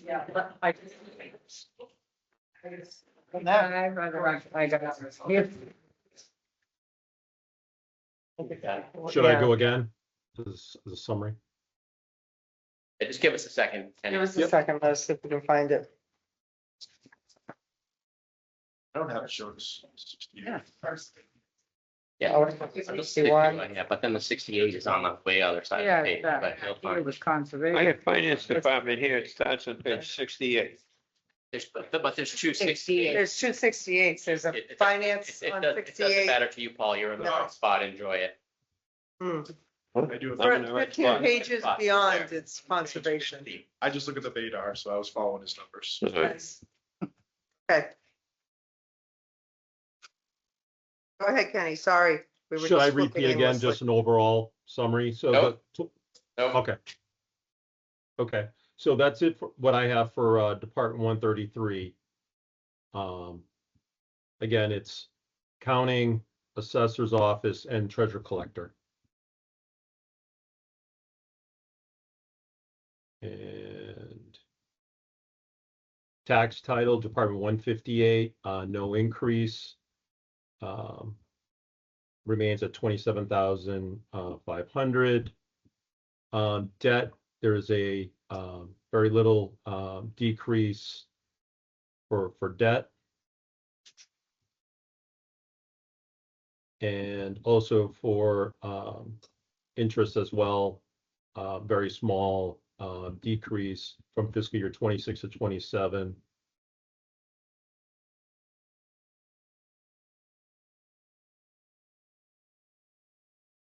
Because as you know, we haven't issued debt.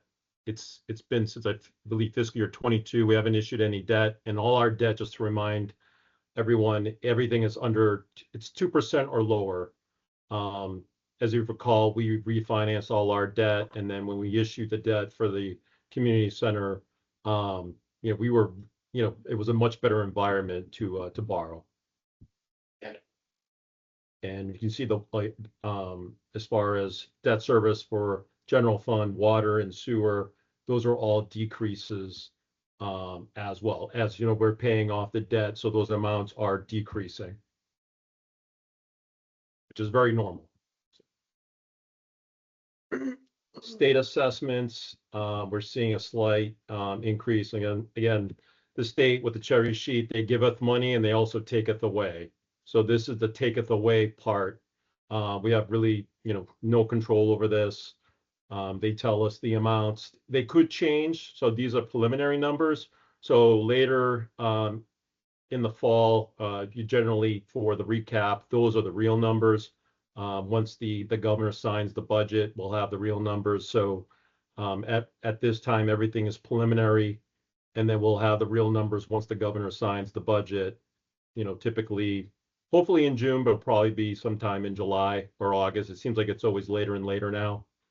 And then we'll have the real, but this is what we're projecting right now based off the governor's budget, just a slight increase. Unemployment compensation, no increase, the same amount, $23,000. Medicare, Department 916, payroll taxes, Medicare, no increase as well. This is the 1.45%. This is the match from Medicare.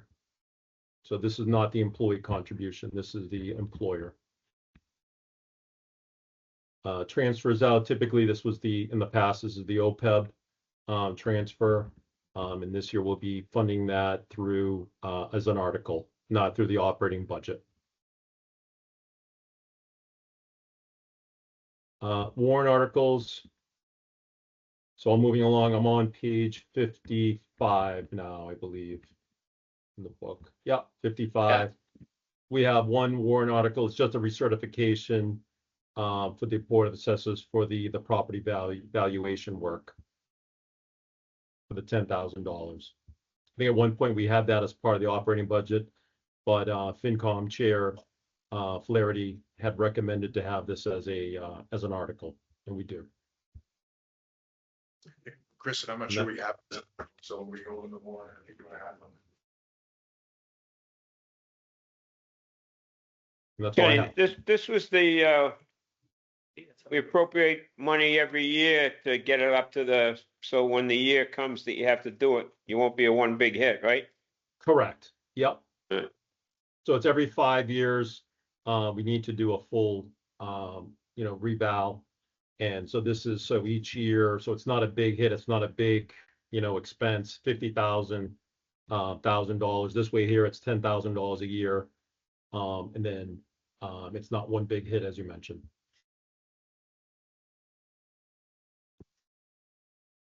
questions, comments? I have one question, but it relates to this, but it doesn't, so let me go through this and I'll ask them at the end, Okay. if I may. Certainly. Questions? I don't have any questions about his budget, no.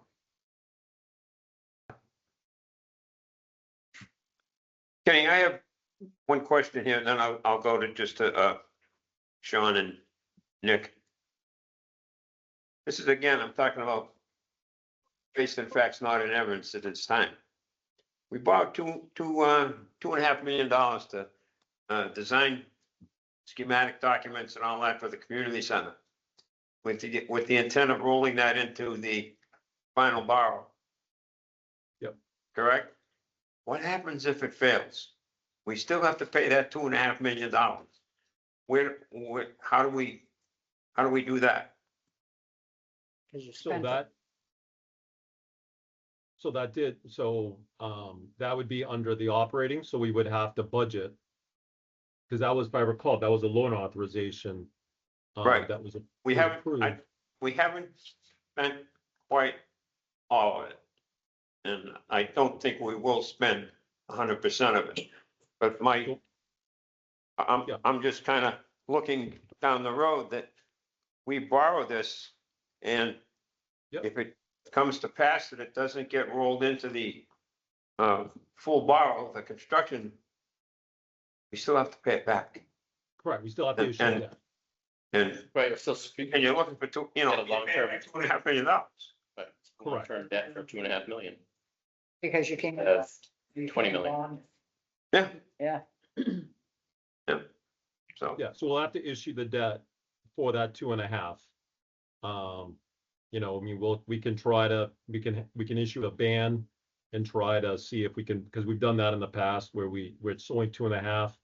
Maybe we can have a ban and then we can have a pay down on the ban, so we can try to structure it that way. But I mean, we couldn't do a ban, you know, for the entire amount and try to pay that off. That wouldn't work. But for 2.5, I think we can make that work. I'm just kind of thinking ahead, that's all. Should be short term. If it doesn't pass and Yeah. this year, we're gonna need a facility at some point, I don't know. whether it's us passing it or the telling us we need to do it. Because they're finding us. Nick or Sean, any questions here for Kenny? Just one quick question.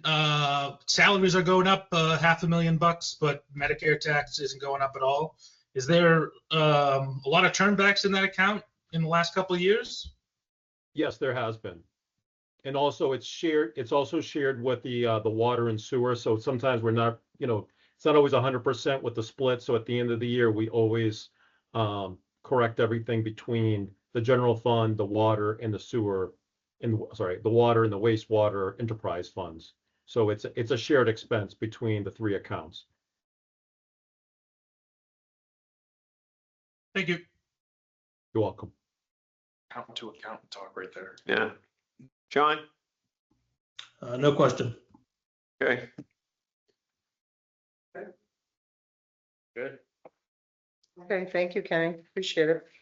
Thank you. Thank you. The select board, town manager. You're on. Right. We get On on the page, Aaron. list of questions. Yeah. 37. Say 30. So. Yeah, actually 39 is where the numbers start, so apologies for the page number issues. I will fix that and send out a revised PDF. And if anyone wants to reprint on their budget book, let me know. Find it. I'm good. Now we know. So I did this a little differently, and I know sometimes different is not good, but I felt like this was a little bit more transparent because there are so many budgets that fall under the select board town manager article, and I feel like if I just put a bottom line total there, you don't really get a true picture of what's in here. So I do give you the bottom line total at the bottom of page 39, but I also break it up by department. So I'll start with 122, which is the select board department. I'm going to start with the bottom line number because that's what you're used to seeing.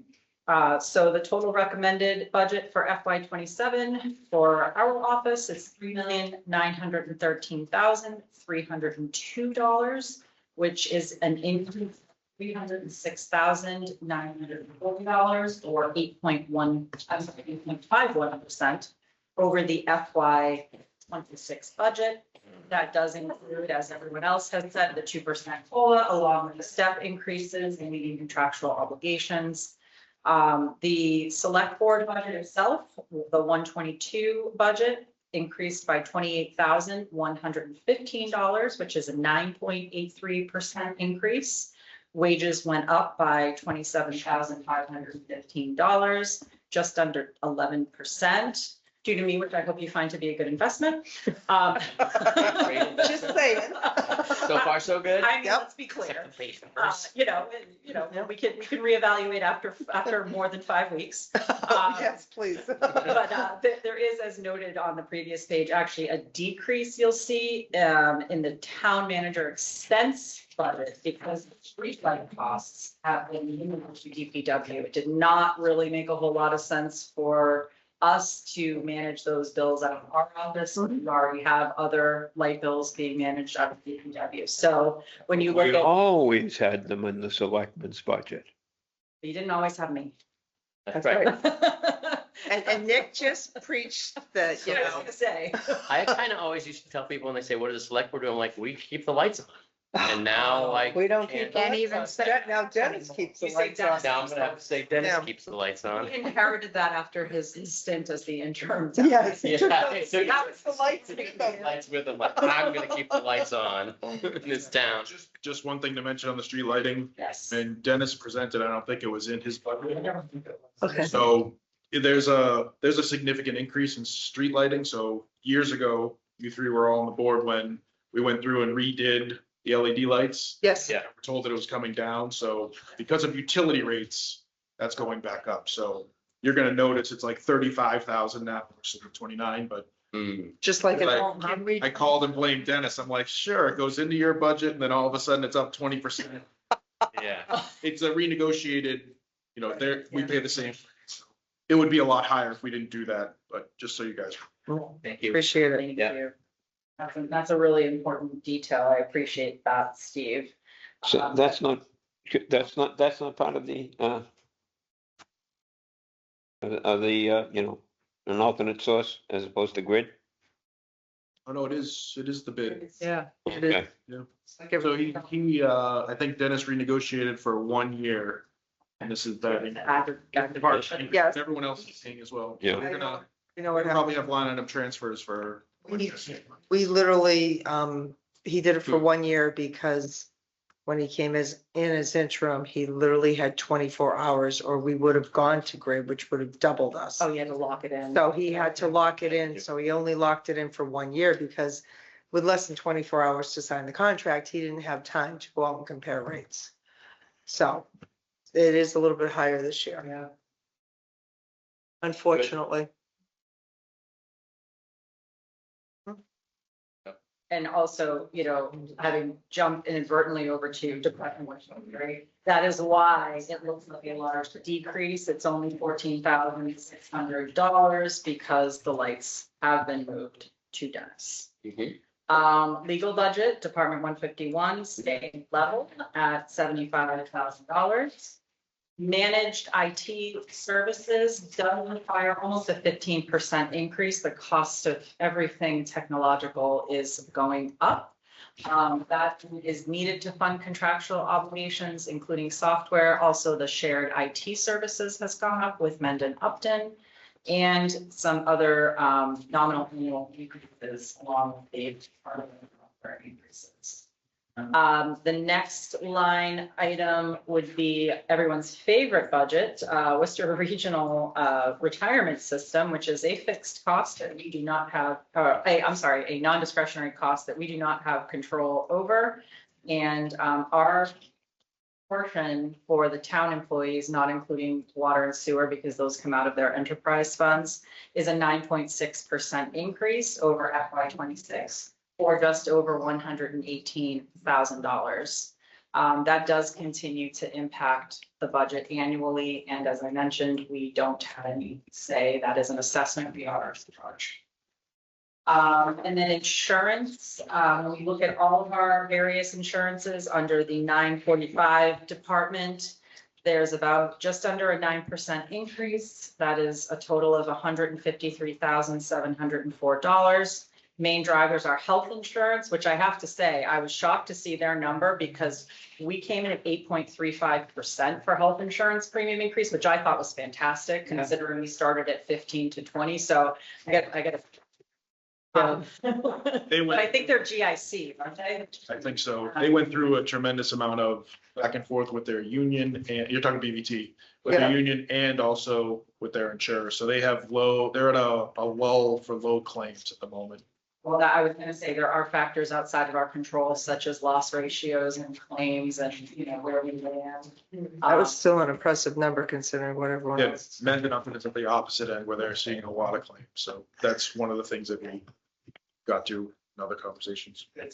Well, and since you mentioned the GLP-1 drugs, I will mention it as well. We are with Maya for health insurance. They have dropped coverage for all GLP-1 drugs for weight loss. They remain diabetes. We did ask if there was any kind of rider even just to see what the cost would be because we did have employees reaching out and asking about that. They're not even offering a rider. This is how they've gotten their costs down for cities and towns this year. So not even an option. Fortunately or unfortunately, I mean, I don't know what it would have been. So, but that's not something we can do. And we did look into it if anybody asks. Okay. Also, we're looking at a rise in short-term disability and injured on duty costs. The good news is the previous town manager did enter into a 2-year agreement with Maya on the property casualty liability side of the shop. And we only saw a 2% increase, 2.5% increase up to that amount for 27, and it was a 0% increase from 26. So good deal, at least on that side. I think that is really all I had for you, unless you had questions about specific line items within the budget. I had just a question with regards to the Worcester County retirement. So Kenny, if we pay that the first day, do we get a small discount? Am I correct? So that amount includes the discount. I'm sorry. That includes the discount. Through the, Okay.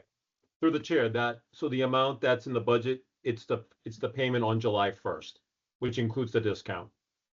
Thank you. You're welcome. So. Any other questions? Just a comment to the chair.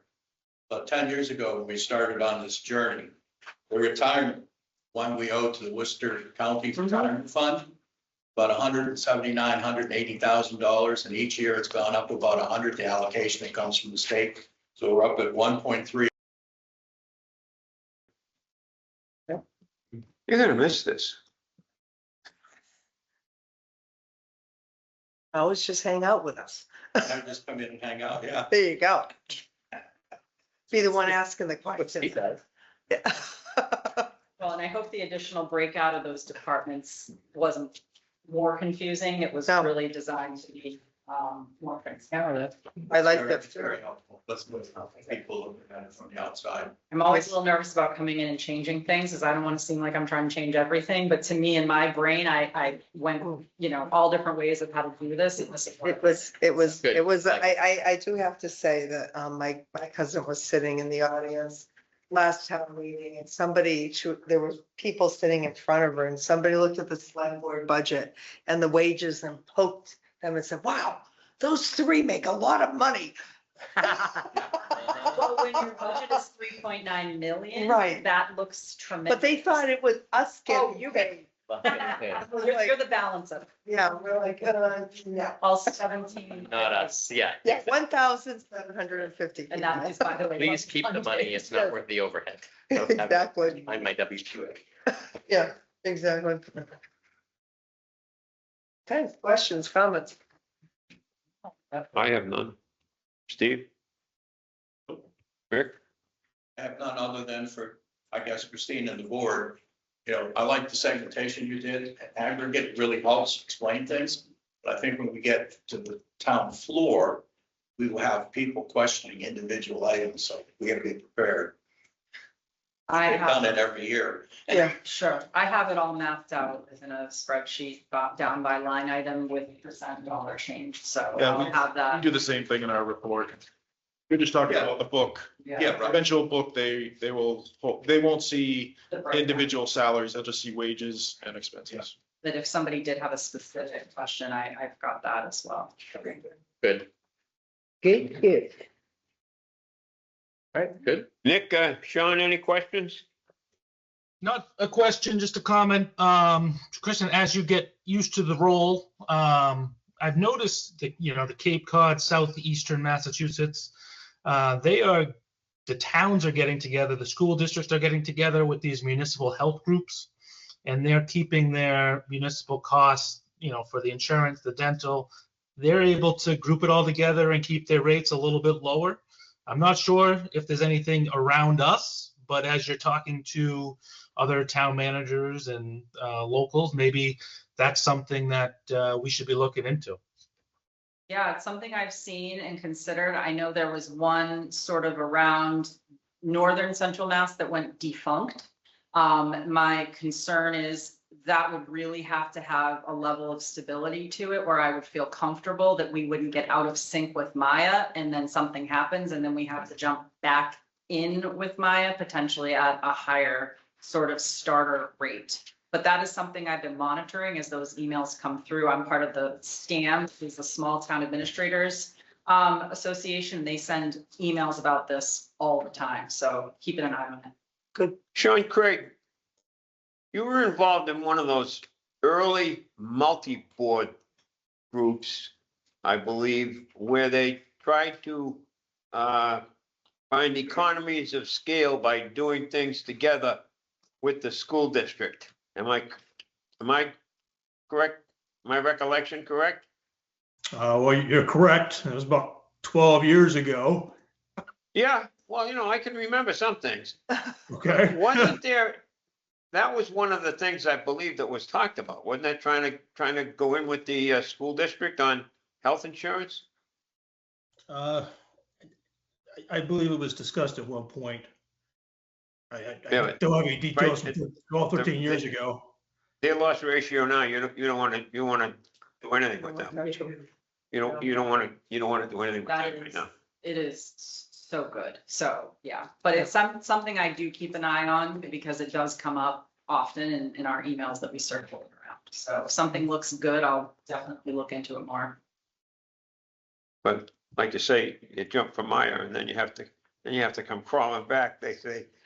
Maya kind of has the monopoly, but the benefit of that for a small town is we're in a pool. So because we have the small number of employees here, any large claims get diluted within the overall pool, which really is to our benefit. Do we have any open claims now? For like property casualty, I would have to check. Not any that have been brought to my immediate attention as if they were a concern, and you're saying no. Okay, great. Thank you. A few mailboxes knocked down here and there, but they just paid stuff. Yeah, that comes out of the budget. Considering the winter, not too many. No, there wasn't any consider. Snow. So Should I vote to open the warrant? I believe so. I make a motion to open the May 7, 2026 annual town meeting warrant. I'll second. All in favor? Aye. Unanimous. So we want to add the radios. We're good with that. Check. Yes, $19,271. that's correct. Everybody good with that? Nick said, right? 29. I'm Right. Sorry, my screen just jumped on me. I have Article 28. 28, yes, correct. So I didn't Good. include it because it was in there just at a lower cost. So really, if you're amenable opening the warrant to add this amended article at the higher cost with a changed purpose, which is to now outfit the entire department with the radios. Yes. And I had made a note, FinCom, we have to add 10,000. Made sense when I wrote it down. Assessor article. The assessor article. I just was gonna ask that question. Okay. So if we can add the 10, I didn't realize it was an annual, appropriation, not appropriation, an annual special article. Yep. So, yep, if we could add 10,000 for the reval, sock away a little bit every year, which. The reason being that if it's in the budget item, it goes away. Whereas if it's a special article, you can roll it. Okay. Absolutely. And we don't have to determine what number that's gonna be doing for this purpose. I think it's 10. 10,000. No, You mean, I think. Number. Oh, no, I will add it in Right, where. just add it in Where you where think it's appropriate and renumber. and renumber Yeah. accordingly. Okay, that's what I want. I mean, it may make the most sense to Okay. place it at the end so that I don't have to, change everything up again, but I'll take a look at it and see where it Okay. makes most sense to put it. Because your Yeah. capital articles are the ones that are really at the back here. It might fit well. So looking, taking a quick look at it. So All one. do we need any more specific motions around the police article or that article, or we're all agreeing? So You don't, if you are in agreement in adding those articles to the warrant, ultimately, the vote you will eventually take is to sign the warrant. You can take votes on individual articles. I understand that's not necessarily been the practice No, I just here, wanna but the make sure. select board We're all does in have the agreement. right, like Yeah. FinCom, to take a vote, on certain articles. Right. okay, anything else we need to discuss adding? You have the debt questions in there? I do.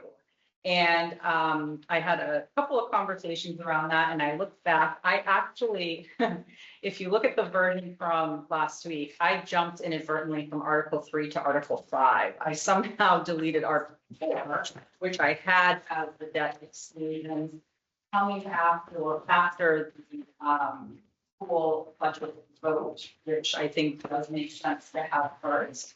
I don't know if the moderator is still online. Did have a conversation and obviously it is at. I'm still here. Hi, Dave. It's at the purview of the select board where to put that article. My concern, in speaking with the moderator is somebody may make a motion if it's later to move it up. And that is a motion that the moderator said he would be willing to entertain. So placement on the warrant, I think those are the two big articles people are coming to. Where did you put the school? I didn't see the school on this. See it on? Article 3 is the school operating budget, includes the potential So the override. town Because you operating hadn't budget. voted yet on that. I mean, the so. town operating. It's the Um, annual- Have anything else? Article 3 is the annual town operating budget. So Right, so that does It's within include, that. it's It's within within that that? article. Yep, so I would write up, if you vote to add that tonight, I would add that to Oh. the article, and I'll ask town Article 3, council got it. if it needs to be a separate article. I'm used to seeing it because it's part of the overall town, yes, it's the money for the schools, but it's the town budget. Does that make sense? How much are you going to? I think we usually have it separate, but I understand what you're saying, because Yeah, but because if it fails, then what's the option? Here's the, It's separate, it's separate. it fails the whole article. if yeah, then the whole town budget fails, the, right? there's discussion, and I'll ask Mr. Costa to weigh in on where you are lumping the BVT additional in with the proposed MURSD additional. Okay? Problem I see with that is very simple. You're all one number. If it fails here, it fails here. But Valley Tech needs 9 votes for their budget. If they get 9 votes, we have to pay it. We have to come up with that money.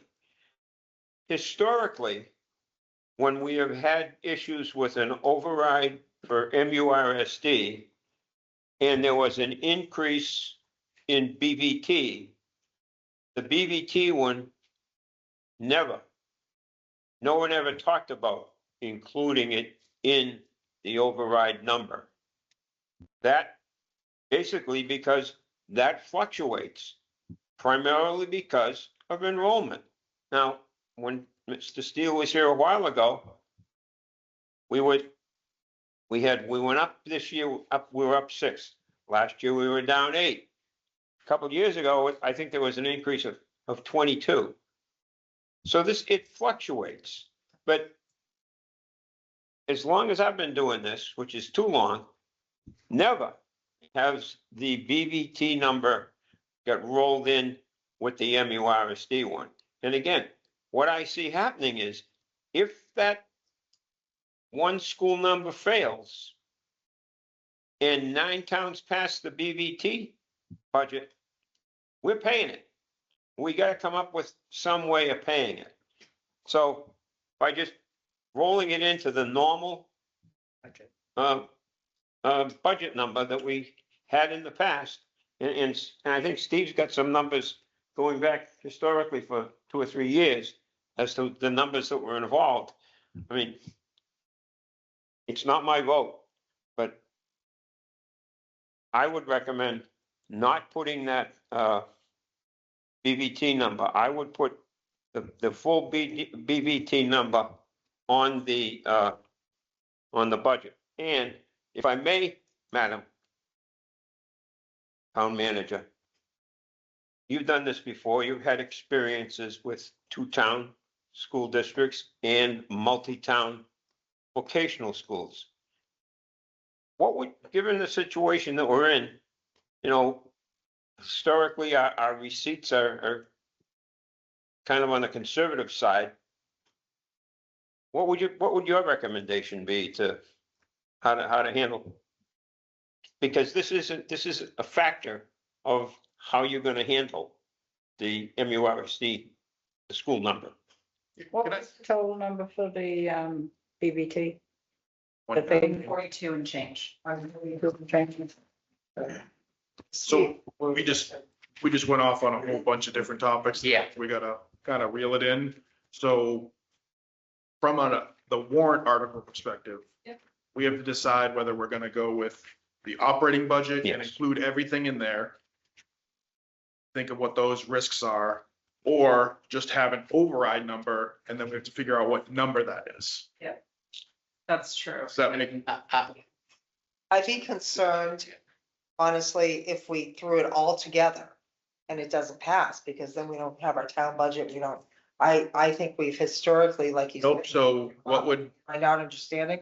There's a what way would to- happen is they would hold a line item, that line item, which is gonna be the school, is gonna get questioned because it's gonna show like a 20% increase, is my guess on how that would happen, if anyone even held it. Yeah. If they don't hold it, we vote on it, then everything is gone and we have an override. I feel like you need to You have an have, article to separate it, but I'm not sure. But what's been done in the past, I mean, you guys, We've had a separate line item for the schools in the past, because one of the complications we ran into in the past was we voted for an override for the school, Mendon did not. right, So now you've had to figure out what you're gonna do. So you really do need a separate line item. You don't wanna hold that whole budget. And the way I don't know, this is a dialogue, right? So we're trying to yeah, figure we're this trying to out, right? figure it out. I totally agree. I think that we need a separate article just for the MURSD override. And I don't think we need to muddy BVT's budget waters within, like, allocate to both MURSD and to BVT what they would normally be allocated, the 2.5%, whatever those numbers are, in the budget. So the town operating budget covers all that, what we would normally give them. Yep. BVT's all set, check that box, whatever they gotta do, because it's not that much money. And then we have a separate article right after that that says we're gonna talk about the school override for MURSD. Because you have to, right, the flow of the meeting as well is like, the superintendent's gonna present her story and her case. So you need to create, like, when is she gonna do that, right? Obviously, she could do it during the town operating budget, but I think do the town operating budget, do the override, do the DPW, 3 separate things, and isolate the MURSD part of it. That's my I think, sense. I believe in isolating the MURSD. you said give Oh, yeah. BBT what would normally give them. He's just talking about whatever the assessment is. Yeah. He's not What, talking about. okay, you're not giving them a portion of it. You want to give them the request. Give them what Okay. they're asked. Yeah, I was- yes, I- yes. I would- Sorry. it's not that.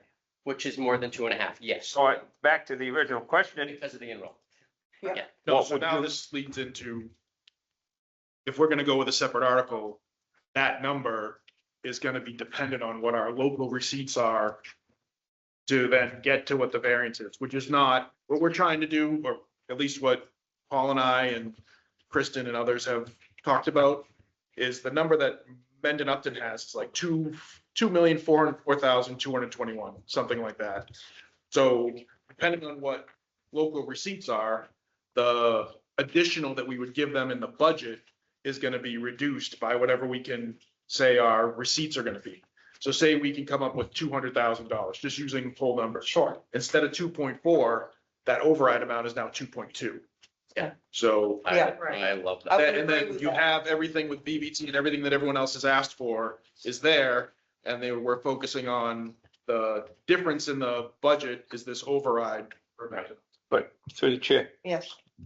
seeing as how the budget that we're getting to now is the town manager's budget, not the finance committee's budget, I'd still like it to answer the question that I asked a few minutes ago. What would you do? It's your recommendation that counts here, because the finance committee can come along, we'll put another number in there, because the budget that's voted with the town meeting is the finance committee's budget. Let me make everybody happy, or consequently maybe no one happy. I will try to answer both of your questions. So the first is, yes, I did not call it out specifically now as a separate article because the vote had not been taken about adding it to the warrant. I just put a placeholder within the budget line item for the FY25 budget, but that doesn't mean it can't be split out into a separate article. So I apologize if that was unclear. I had a 2-town regional school district in Berlin, as well as Assabet Valley, which is a 7-town, I believe, vocational school. And I understand things can be done differently, and past practice here has been to allocate 2.5% to BBT and 2.5% to Mendon Upton. The problem that can present is you're kind of comparing apples and oranges. So BBT is a per pupil. We've never done that. No. We've never allocated 2.5%. That was not from when we put the initial budget numbers together, not at town meeting per se. Okay. But yes, so when we do the initial budget projections and speaking with the finance director, that is kind of how it has traditionally been to That's the start. starting point. Yeah. Correct. Understood. So I do view vocational school as more of a fixed cost because it's a per pupil cost. So it goes up, it goes down, depending on, like you said, we've got 6 more students coming in. I think there's less discretionary amounts built into that number, and it's really, we're charged what we're charged. In some ways, I kind of almost look at it like Worcester Regional. They give us an assessment, and that is an assessment that's based on a per pupil cost. It's easier to see. That being said, if you don't want to include the 142,000 for BBT in the override, you're going to have to take from other revenue, which in this case, you would look at local receipts. There is a conservative projection on local receipts, which I think is a very smart thing to do because you want to make sure that you're hitting DOR regulations, but you're saving some money there as well. I did take a look at motor vehicle excise in particular, and that has been, I would say, a little bit under budgeted. I would feel comfortable taking the $142,000 out of local receipts if you did not want to include it in the override. That being said, just remember, the more you draw from local receipts, you can't generally get it back. And motor vehicle fluctuates from year to year. I would say sometimes you estimate conservatively for a rainy day. I believe your rainy day has arrived. So that would be my take. I think so. Yep. And again, I've said it a couple of times. The fear is if you lump them together and it fails, PVT gets nine towns to vote it, you have to pay it. And I just think about the conversation on town meeting floor. I don't want to confuse a conversation that's 98.5% about MURSD Exactly. with any conversation about BVT. I don't want to waste a minute of people's time conflating those issues, right? Like, this is not a BVT override. So I think we're all on the same page. I think it's gonna be confusing. They have, like I said to Dr. Seal, he has taken a scalpel. Yeah. And they have cut people. And, the fact that he's coming in with a 000 contract is so commendable. Unbelievable. And So proportionally, that you're not giving them the same percentage, but what they need to get them there is a much smaller number than what. It is. ended up to Dollar-wise, get them there. it's much smaller dollar wise and bottom line, we sent 6 more kids. We need to pay the tuition for those kids. I'm ending up that increase is larger than the BVT budget. Yeah. Exactly. It's. So where do we, so Article 3 is the town budget with everything in. Article 4 will be the school override. Article 5 will be. You're going to have to adjust the number that you have under Yeah, we'll fix education the for numbers. that. But you Yes. guys don't have to, we have. to. Yeah, you have. Yeah. to. And then. I would not adjust yours anymore. Oh, I didn't know if you meant the warrant article numbers, or you're talking about the budget numbers? Talking about warrant article Yeah. numbers. Those are only Yeah. placeholder numbers anyways, so. I don't talk about FinCom numbers. Are you kidding? I know better than that. I got these 2 guys. I got these 5 people in here. You kidding me? I know. Bia would never. You think I they'd would scalp never. Yeah, talk about a scalpel. Stephen, if this is the town manager's budget and she agrees that the BVT number should show there, she should put it there. Well, remember, this budget was mostly done when I came in, so I did have an opportunity to review it. You have the opportunity now to amend it. You could change it, just simplicity. She's made a recommendation and we can Yeah. adjust, we can all agree to adjust it on our recommendation. Yeah. There's Yeah. other things she can be doing is whatever you want to do. You No, Change it. well, I was gonna say, and our finance director is here, I mean, he could speak a bit to that process. I do understand, the way that the past practice has been. I want to be respectful of that too. Kenny, would you be able to just speak a little bit to, perhaps the benefits, pitfalls of adjusting local receipts? Yeah, so at this point, I mean, we could increase the amount. So as I mentioned in the past, the 2.5 is usually the initial increase. But as far as local receipts, they'll be based off fiscal year 26, and we're still collecting fiscal year 26. So I don't have a crystal ball. I don't really know where fiscal year 26 is going to land, but we do have fiscal year 25. And I've seen a few shifts, a few changes.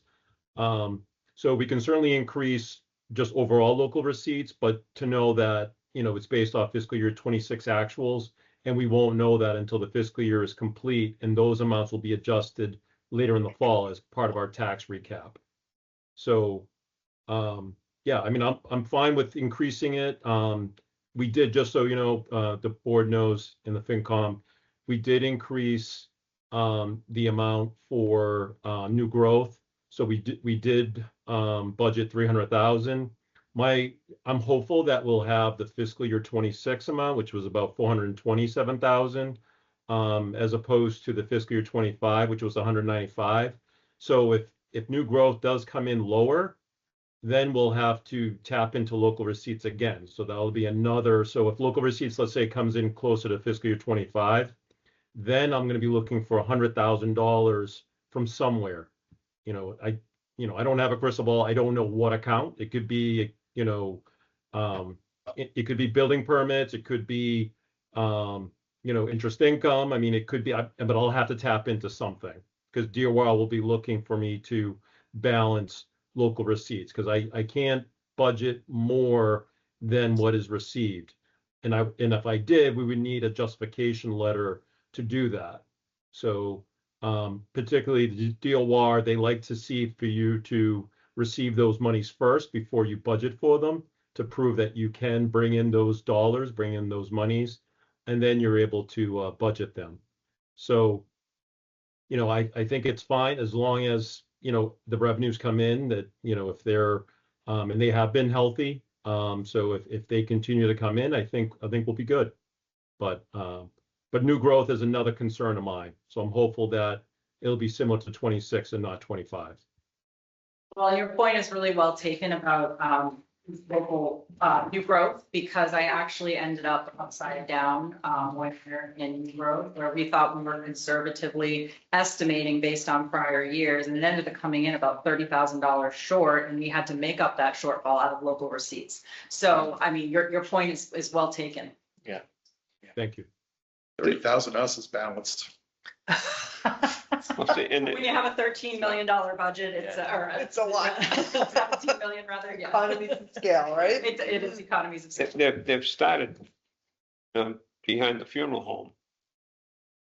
They started that project behind the funeral home now. They haven't pulled a permit, they're doing. That's where I was going, once they start, Until 28, 29.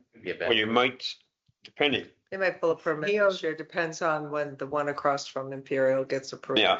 Because once that gets approved, then they'll pull the actual permit. Yeah. Because if they pull the permit now, we're in safe harbor, so they haven't pulled the permit. That's what that means.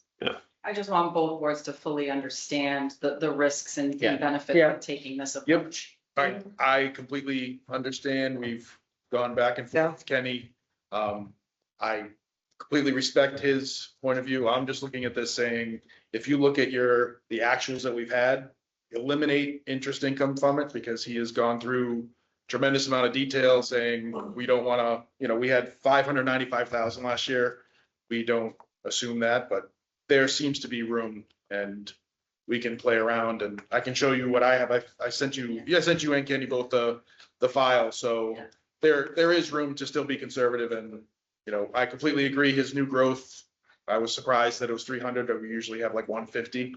So that does kind of skew how we're looking at local receipts for the very same issue, but we've been averaging over 3 million, and we're still under 3 million when we're looking at this forecast. So I just think there's room, and we can adjust. Safely do it. That's good. That's all we need. And again, my point was lumping together and it fails. Yeah. So we're not gonna. No, We're not. That's done. Through the chair. Yes. If I could. So some of the revenue estimates, they're not all just from me. I also do ask input from departments. So in the past, for example, like the Board of Assessors, I've asked them for an estimate for new growth. So a couple of years ago, it was 150. I was hoping for something higher. This year, I didn't ask them. I said, you know what, we'll go with the 300. If it comes in less, then we would have some ability through local receipts. So there are times where actually I do have a higher number, but then I lower it based off the department, like building permits as an example. I did have that number initially higher, but going through the narratives, going through the department input, I didn't want to go against the department. So if the department feels that we're not going to bring in that money, I prefer not to go against the department. So not every revenue estimate that we project, it's not all just myself. I just wanted to let the board know that I do ask for input from departments. Definitely. We appreciate that, Kenny. Thank you. Thank you. All right, so looks like out of Article 3, we're gonna take care of the Valley Tech, and then Article 4 will be MURSD. And then everything bumps down a number. So then Article 5 is the debt exclusion for DPW. And then Article 6, the new Article 6 would be the reallocation of the prior year articles to fund the DPW. Now, were there monies in there that Kenny said we can't use? No, the 451 is the right number. Is that the right number? Yeah, we had asked, Paul had asked about using some other old warrant articles. Right. And he doesn't think we can use them. So the 451 is the right number. Okay. Okay, good. I just wanted to check. That was my other Yeah. memory. All right, have we? I just have does it have to do with the budget, Steve? The warrant? Yes?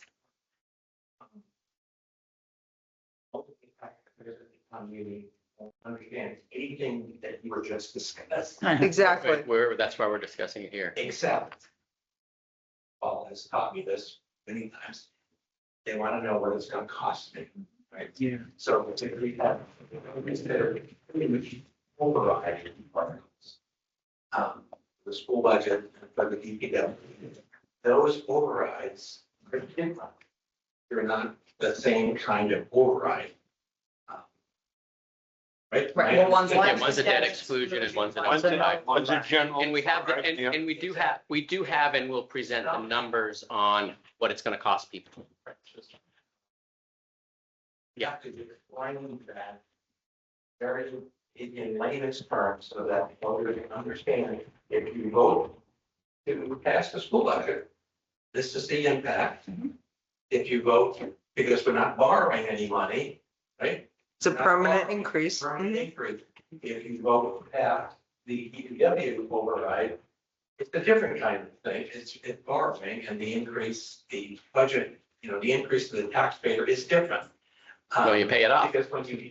Like the mortgage. like a mortgage. Two overrides, you're thinking they're gonna impact my tax bill is going in now.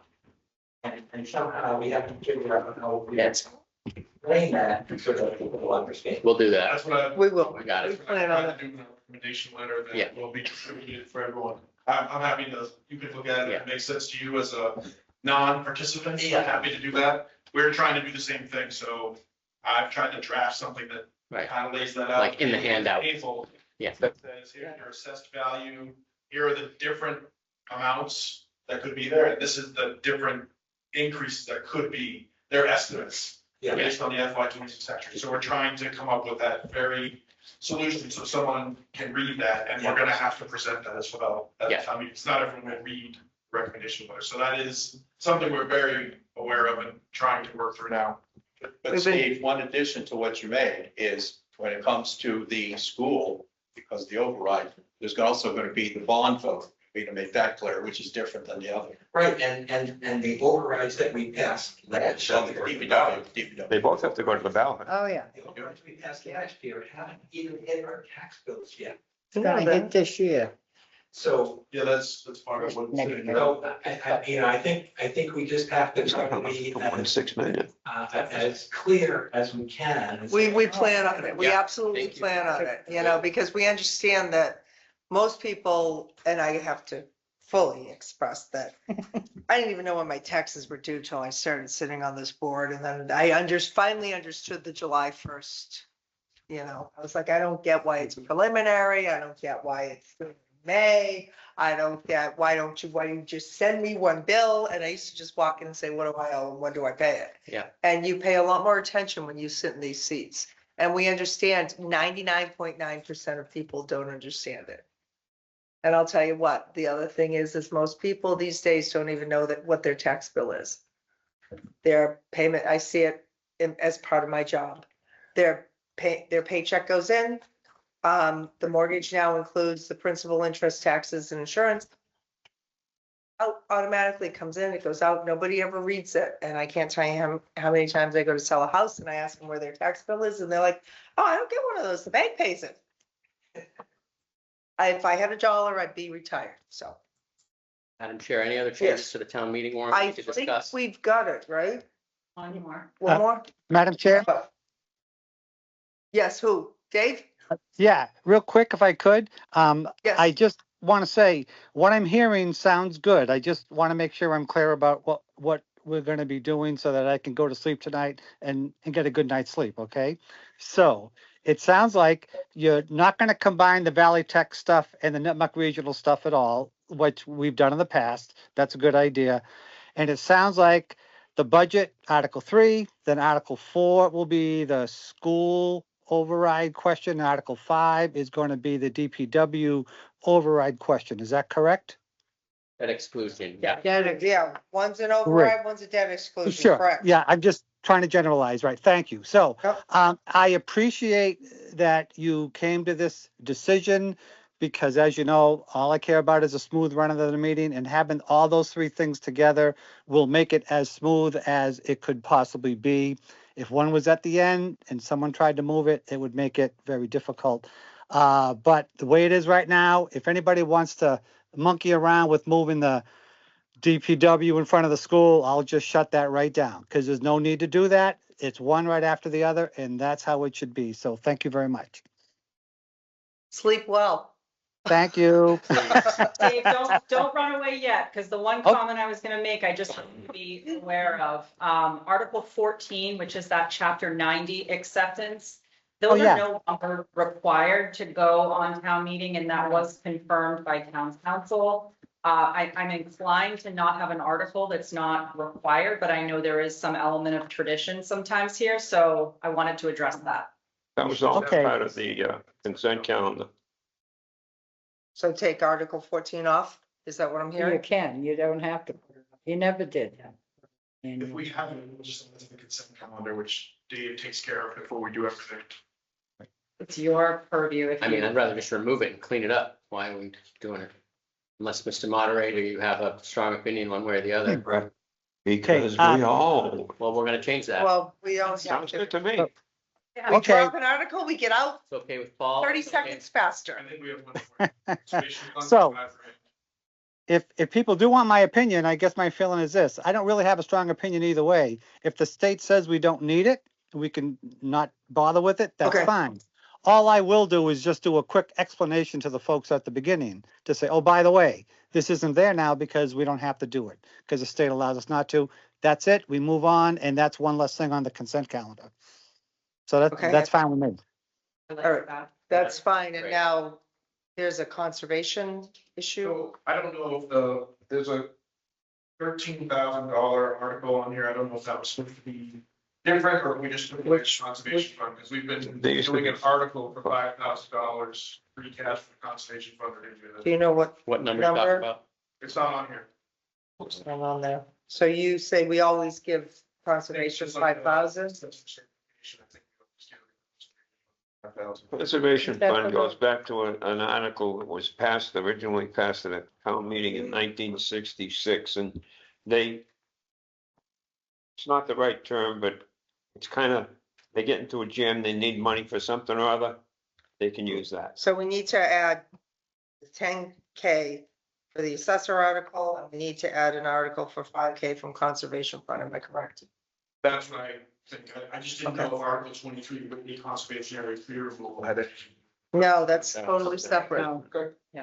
Well, if you're amenable to adding it, I will confirm with conservation that Yes, that is please. the case. Yep. And it's Good with always me. easy Yeah. enough to remove a warrant article. You don't have to reopen the warrant for that. Okay, Yeah. Okay. all right, we'll put it on and then Yes. if, we can always remove it. Sounds like a plan. All right, And that's all I had. is Everything everybody else- happy with the warrant? Have we added everything we think we needed? Taken out what we don't? I don't have a vote, in it. This is your, You don't. your warrant. And that's why I'm Steve. asking you for your I have input, to make questions. sure. Yes, Steve. We have prior year bills? Yes, We do. Okay. yeah, I believe. Yeah, Article 2. No, I know it's on. Do we actually have? Oh, them do we yet? actually have them? Yes, we Like, do. Okay. Yeah, there's, and there's, Just and started this the last a time. couple of them are very sizable. Mhm. Yeah. they were.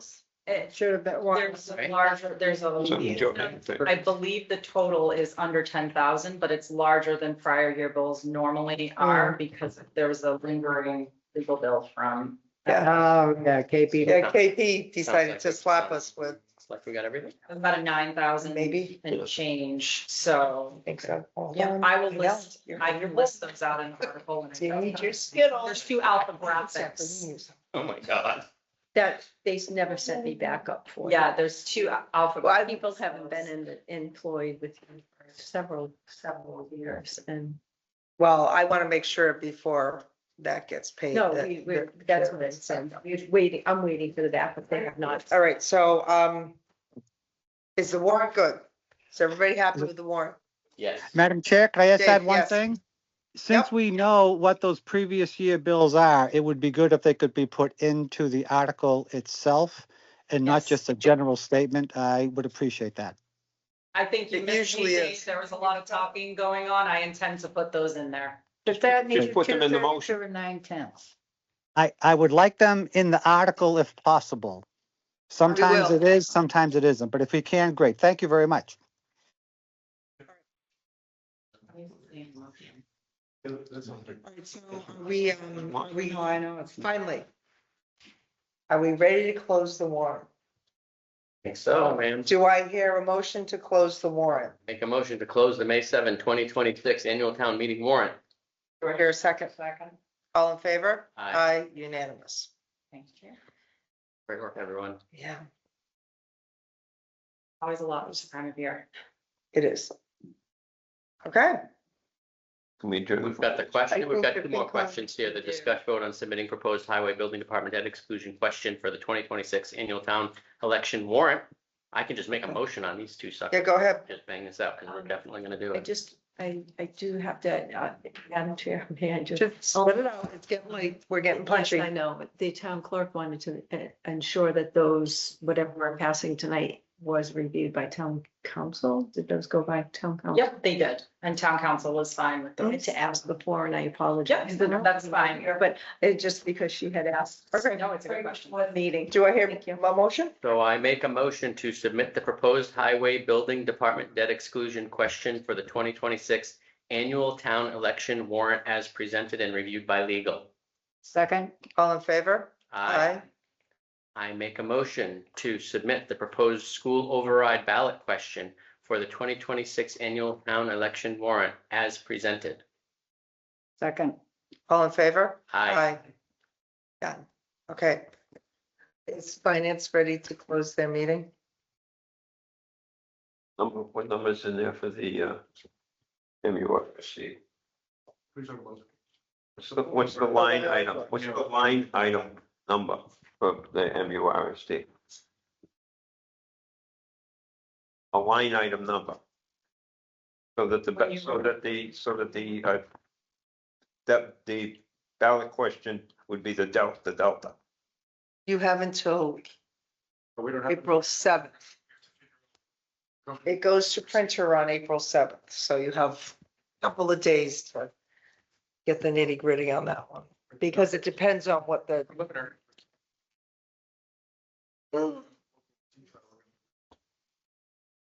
You're gonna reduce both of them?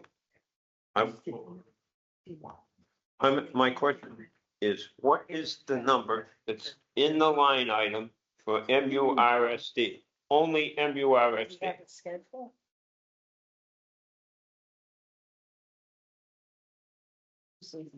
15501, 658, but I'm including everything except for the 2404, 221, because we haven't had that discussion or anyone talked about that because we don't know what local receipts are.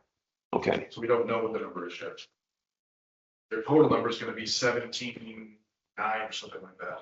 So for the debt exclusion, the number does not go on the ballot. That is a anomaly in this state, that it does not, the debt exclusion total number, it only goes on the town meeting warrant article, not on the election ballot, which is confusing to a lot of people, but that is the way the state requires us to do. Debt exclusion. Correct. Correct. Yeah.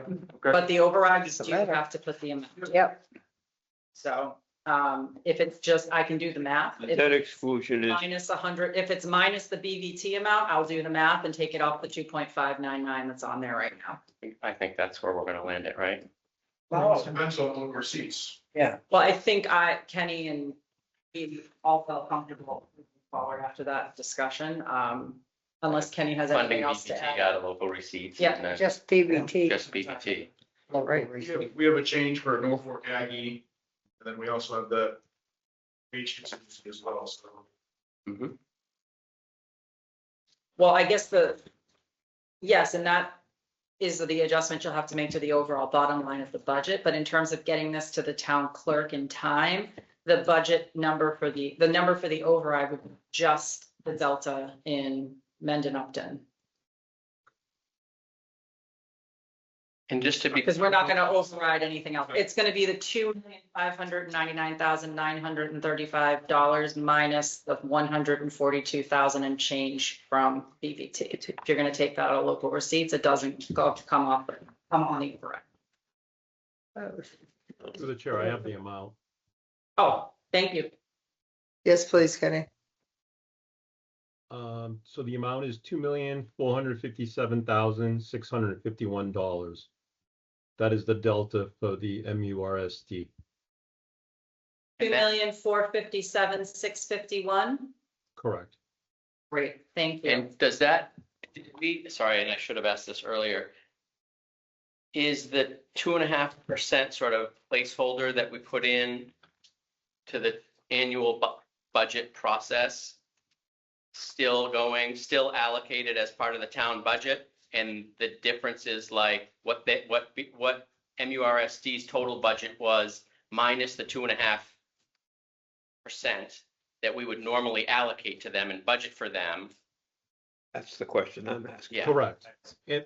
Correct. So- And the amount provided is the You have to delta. add it and deduct. That's So right. we So didn't, it's not, we didn't it's give, not there, it's not the full MURSD budget, it's the MURSD budget minus what we normally would have allocated to them outside of an override, which is in Article 3, so that's gonna be in Article 3. So they'll have, so we're funding them with what they would normally get. correct. Can I ask, wait a minute, can I ask Kenny, just so I'm clear? Kenny, the number you just gave Kristen, is that what MURSD is looking to override less what we normally give them that will be in the town budget? They don't give us a number like that. Is that the correct number? No? They give us the number that they give us the number that they voted. So the number that they provided was 17,496,956. In the budget, we have 15,039,305, and part of that 15 million is the 2.5% increase. Okay. So the Now I difference, Usually so the allocate. difference to get to their amount is 2,457,651. Okay, that was, I just wanted to make sure. Yeah. Yep. Because I got lost in the weeds for a minute. Yeah, if Because I remember numbers are correctly, not Clarify, no, it's good to Yeah, clarify, alright. because we pulled stuff apart there a little Where bit. does the 2,457,651 come from? Where's it go? Is it gonna be on the town meeting and not the ballot? It goes on both. The number goes, I think that number is too high. that What do you is mean it's too the, high based on what? Why do you think it's too high? Because if you roll everything up and you add everything in and you change local receipts, we don't need 2,457,651. That's what. So when do you need this 2,457,651? When does that have to be done? April 7th, it's due to the town clerk. So I don't know how it could be different though, if we're just taking the 2.599 and subtracting the BVT. The BVT portion. Well, what am I missing? So. Sorry, No. the changing We all- this is hundreds of dollars for people's, which is why I've tried to do this, so. This is, it's this number that they're throwing in here. So if you look at the Upton local assessment, so if you take the numbers that they gave us, the 17,496,956 that Kenny referenced. The 17,9 includes the 407. And there's where that number's coming from. So if you do 11,998,726 plus 1,178,703, which is your minimum local contribution and transportation, you're left with an operational override of 2,404,221. That's the number that I've been looking at. This 2.5%, I'm not sure. We've never looked at that from a finance committee perspective of saying the school gets 2.5% of whatever they had. Because when we look at the increase, it's the levy increase, which is 2.5% plus the new growth. And if you ever were gonna split that, it'd be like a 50-50 split, right? 50% is gonna go to the school, 50% is gonna go to the town. And this, and to Steve's point, what took place prior would be the town manager would have a phone call or have a discussion with Dr. Cohen and or Jay Buyer and say, okay, we can do this. We're gonna give you this amount of money. Everybody agrees on how much money that's gonna be. And that's the number that shows up here. And this, Kenny, correct me if I'm wrong, this is the difference between what we currently have minus the BVT number, we're adding in some additional local receipts for that. Can you speak to that 407 in debt? 407 is what we approved last year. It's the number that they gave us for the debt. That is the portion of the that is the portion of the capital plan that they have already bonded. I'm Yeah, sorry, that are we talking about the 407? Yes. No, we're So, not talking about 407. We're talking about The debt number is the 407. debt number is 407.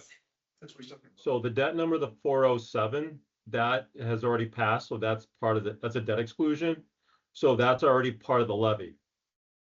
So each year they will provide us the number and we'll just add that to the levy. That's an automatic until the debt is paid off.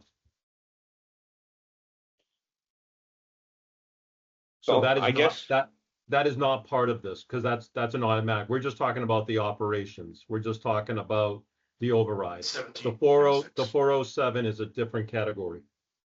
That's not part of this conversation, or this is not part of the numbers that I'm providing. This is just leave the operations. BVT number out of, the BVT number doesn't exist, okay?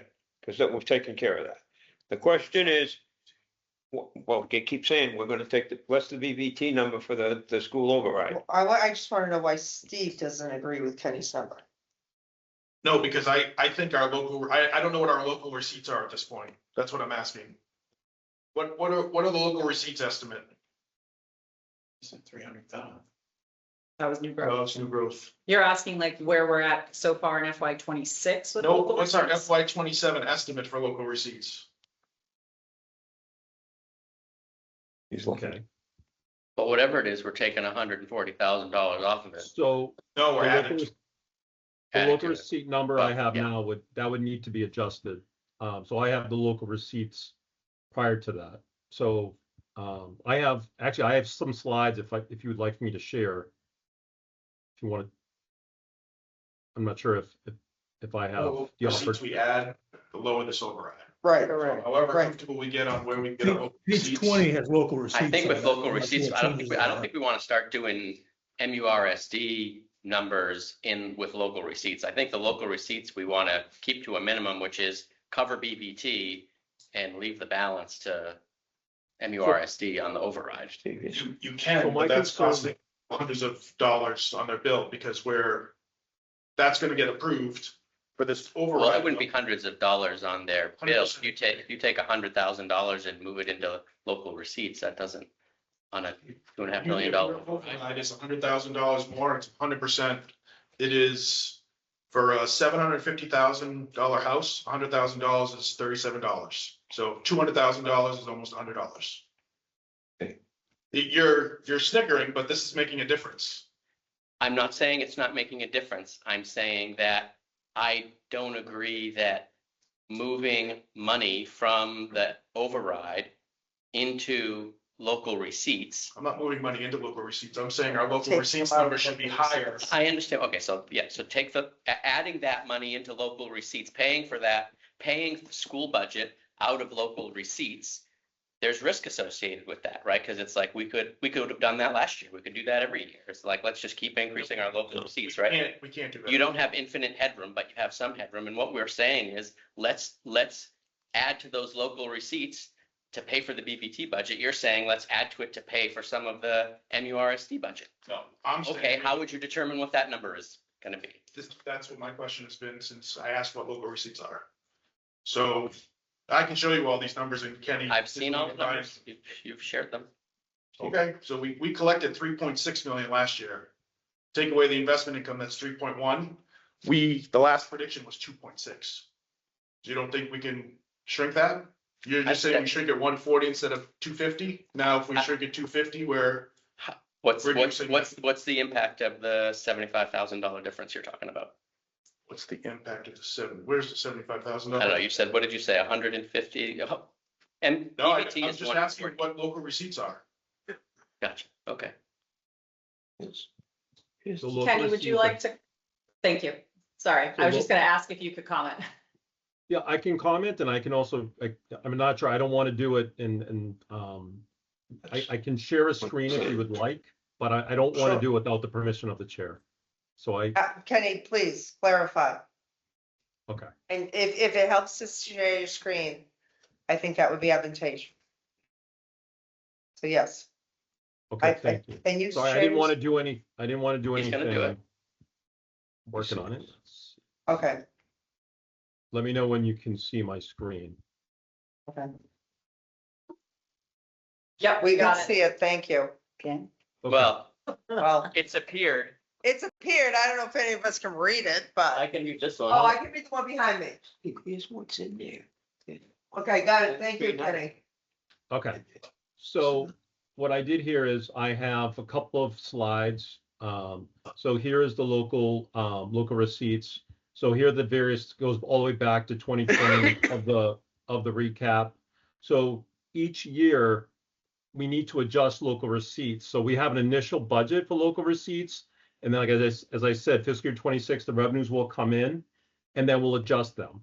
And also depends on new growth, because it depends on new growth if it'll come under or it'll come over what is budgeted.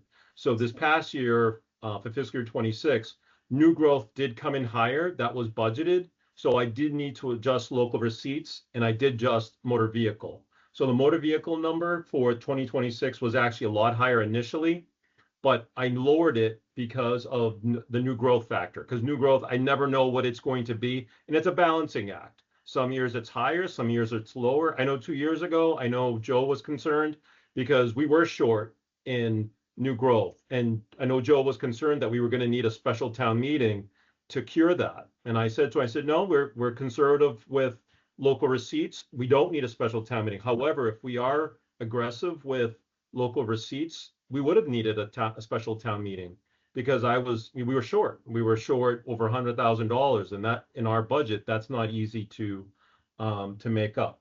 So here are the two highlighted columns is the 26, 27. The 1.2, the reason why it's much lower, as I mentioned, is because of new growth. It did come in higher. So we did increase to 1.4 million. And here's the fiscal year 25 actuals. So the 1.6 million that came in for motor vehicle. So we're taking the BVT, we're adding to that number. So this 1.4 is going to be closer to 1.6.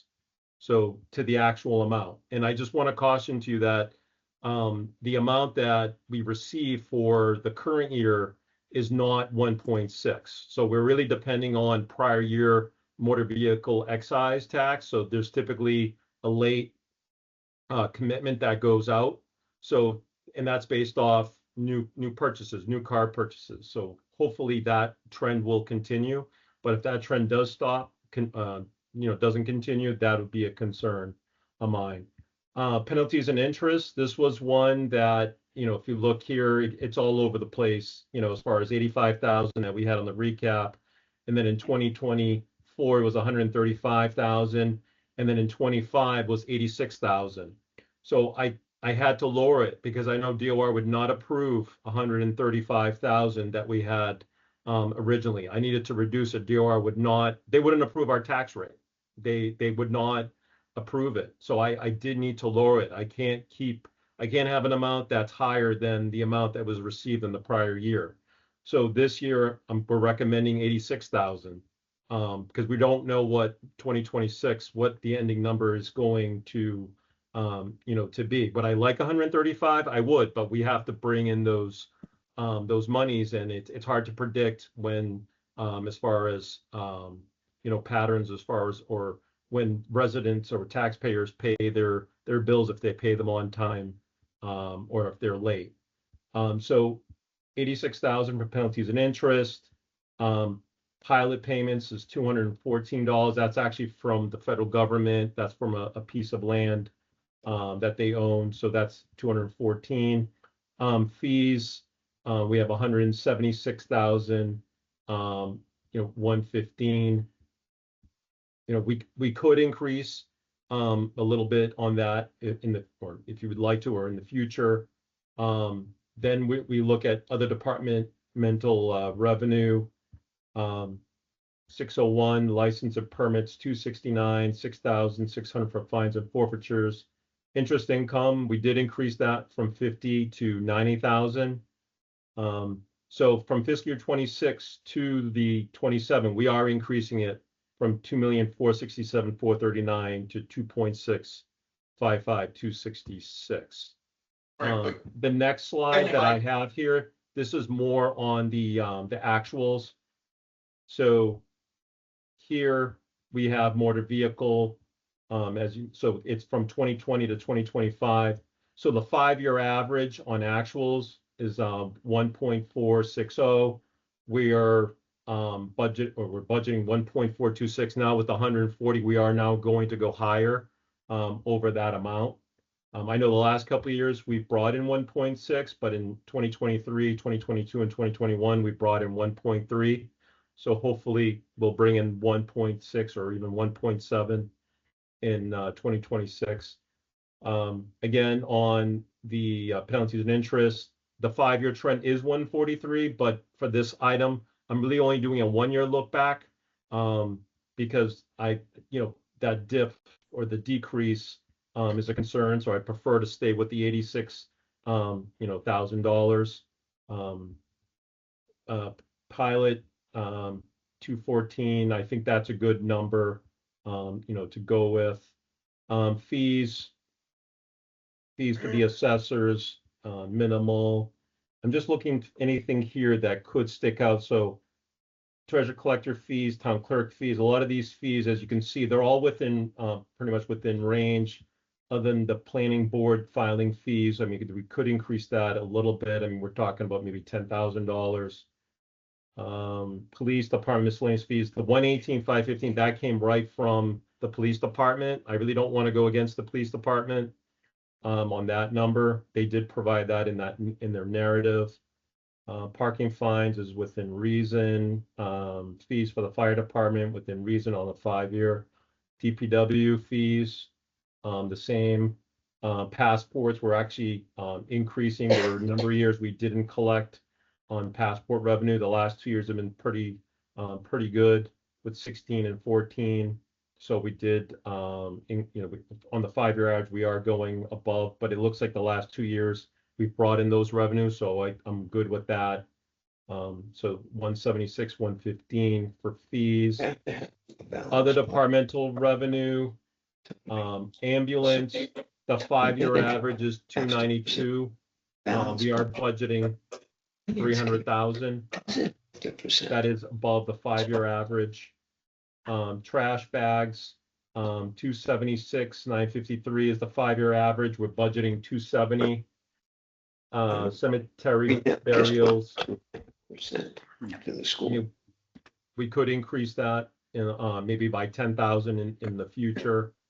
Board of Health, the Blackstone Nursing Services, the IMA, the agreement that we have, it's about a couple of thousand there.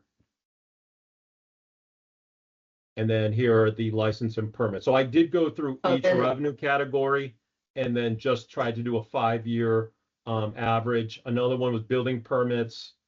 I mean, I went with the department recommendation. I did have this higher. I did have 225 initially, but I did decrease it based off the narrative from the land use inspectional services department. So I feel like everything else here, I'm not going to go through every category unless there's anything that jumps out at you. I mean, investment income, the 5-year average is 281. We're already 90,000 now. So just if you want to look at 2020 for investment income was 34,000, 20,000 in 21, 22, and then it jumped up to 338. I don't think anyone's. Kenny, you can pause. Okay, I'm sorry. And I just want to justify, I just want to show you that I put a lot of work into this. It's not just random numbers. So I just want to show you that we definitely understand that. Yeah, Kenny, I'm the one questioning. I know you put work into this. So my whole point is that if you go back a couple slides where you look at your 2026 number, so last year we had the same discussion and we changed the not this one more. So that 2467 number that you have, you've adjusted that with new growth on the 26 recap, right? Because last year we agreed to like $2.7 million. That's how we got all of those lines to be added back last year. So my whole question that started this was you're starting at 2655, you're adding 140. So all I'm looking for is what that number is, because that's gonna translate into what this override number is. That's all I'm asking. Yeah, if I could, so initially our local receipts in the original budget was about 2.4. And then we increased it throughout the budget process. We did increase it to 2.7.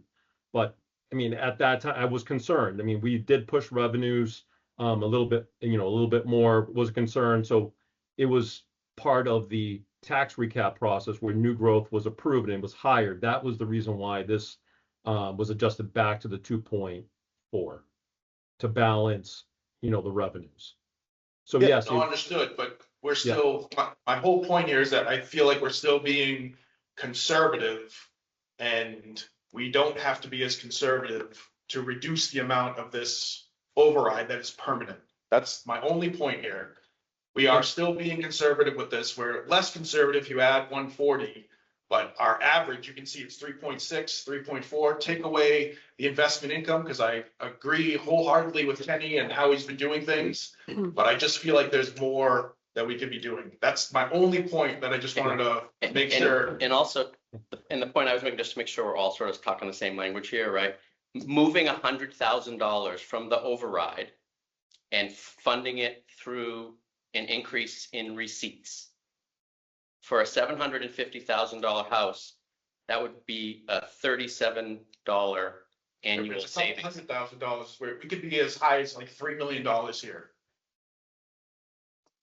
But how much more, well, my only point is, it's not hundreds of dollars for taxpayers. It's $37 per 100,000 that we move per year for a $750,000 house. That was my only point, is it's not hundreds of dollars per taxpayer. The override is hundreds of dollars. Yep. The override is $800 to $900, but the difference of using this financing mechanism is nominal. Nominal for Brett Simons, not nominal for everyone else. $37 a year relative to a $922 override. Sure. Right? Like, I agree with you. $37 a year is a lot of money. Like, that's just the way it is. I'm glad it's being recorded so everyone can realize how much you care about the rest of the residents. That's good. You guys are okay with it? I'm fine with it, but the override can be lower. And if it's $37, then that's good in my mind. Okay, then That's what I'm here to do. No, I agree, but you said it was hundreds of dollars, so it's $37 per It is, so $100,000. you're $750. So let's what's do more for the taxpayer. So how much more can we do? Like, I'm agreeing with you, Steve. We're like violently agreeing. I'm just want to be accurate with what we're saying, right? So we can use this funding mechanism. It sounds like you think there's some room to increase local receipts more than the $140,000 for BBT to offset some of the MURSD override. So how much more? 100,000, 200, 400 is, or to be determined? You want to figure it out? I think we're all open to that. That was my question that I asked. If you look at that chart for the Yeah. So what's the 2027, you're in a range where you could go to between $2,800 and $3,000 and not be as conservative as what that is. Can I also say something as well? Yes. To the chair, my concern is if we push revenues or push local receipts too hard, and then some revenues go sideways, and because I need to be able to justify, these revenues to DOR.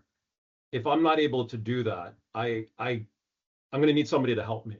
You know what I mean? I'm going to need I'm going to ask, Kristen to help me with that piece. I'm fine with pushing local receipts, but, within reason. And the only other thing I just also wanted to note, I have another slide here. And this is with free cash, because I know there's been concern with free cash and how much amount of free cash we have. And I just want to point at least to this number. So remaining free cash. So in fiscal year 19, 20, 21, it was about 500 to about 800, 700. And then in fiscal year 2023, we were rolling 1.6, 1.1, and almost $2 million of free cash that was rolling. So the recent free cash, 3.9, 1.9 was a roll. So we only generated 2 million of free cash. So $2 million on a $31 million budget. I mean, we're talking about 6% of that free cash that is, being set aside. So 6% is not a lot. So if we did, if we only had the 2 million, so that's why, I'm fine with pushing the local receipts. It will have an effect on our free cash number, and we do fund a lot of capital items with free cash, because when you go out and borrow for every capital item, and there are some communities that do that. They don't they don't pay with cash. They actually borrow for every single time.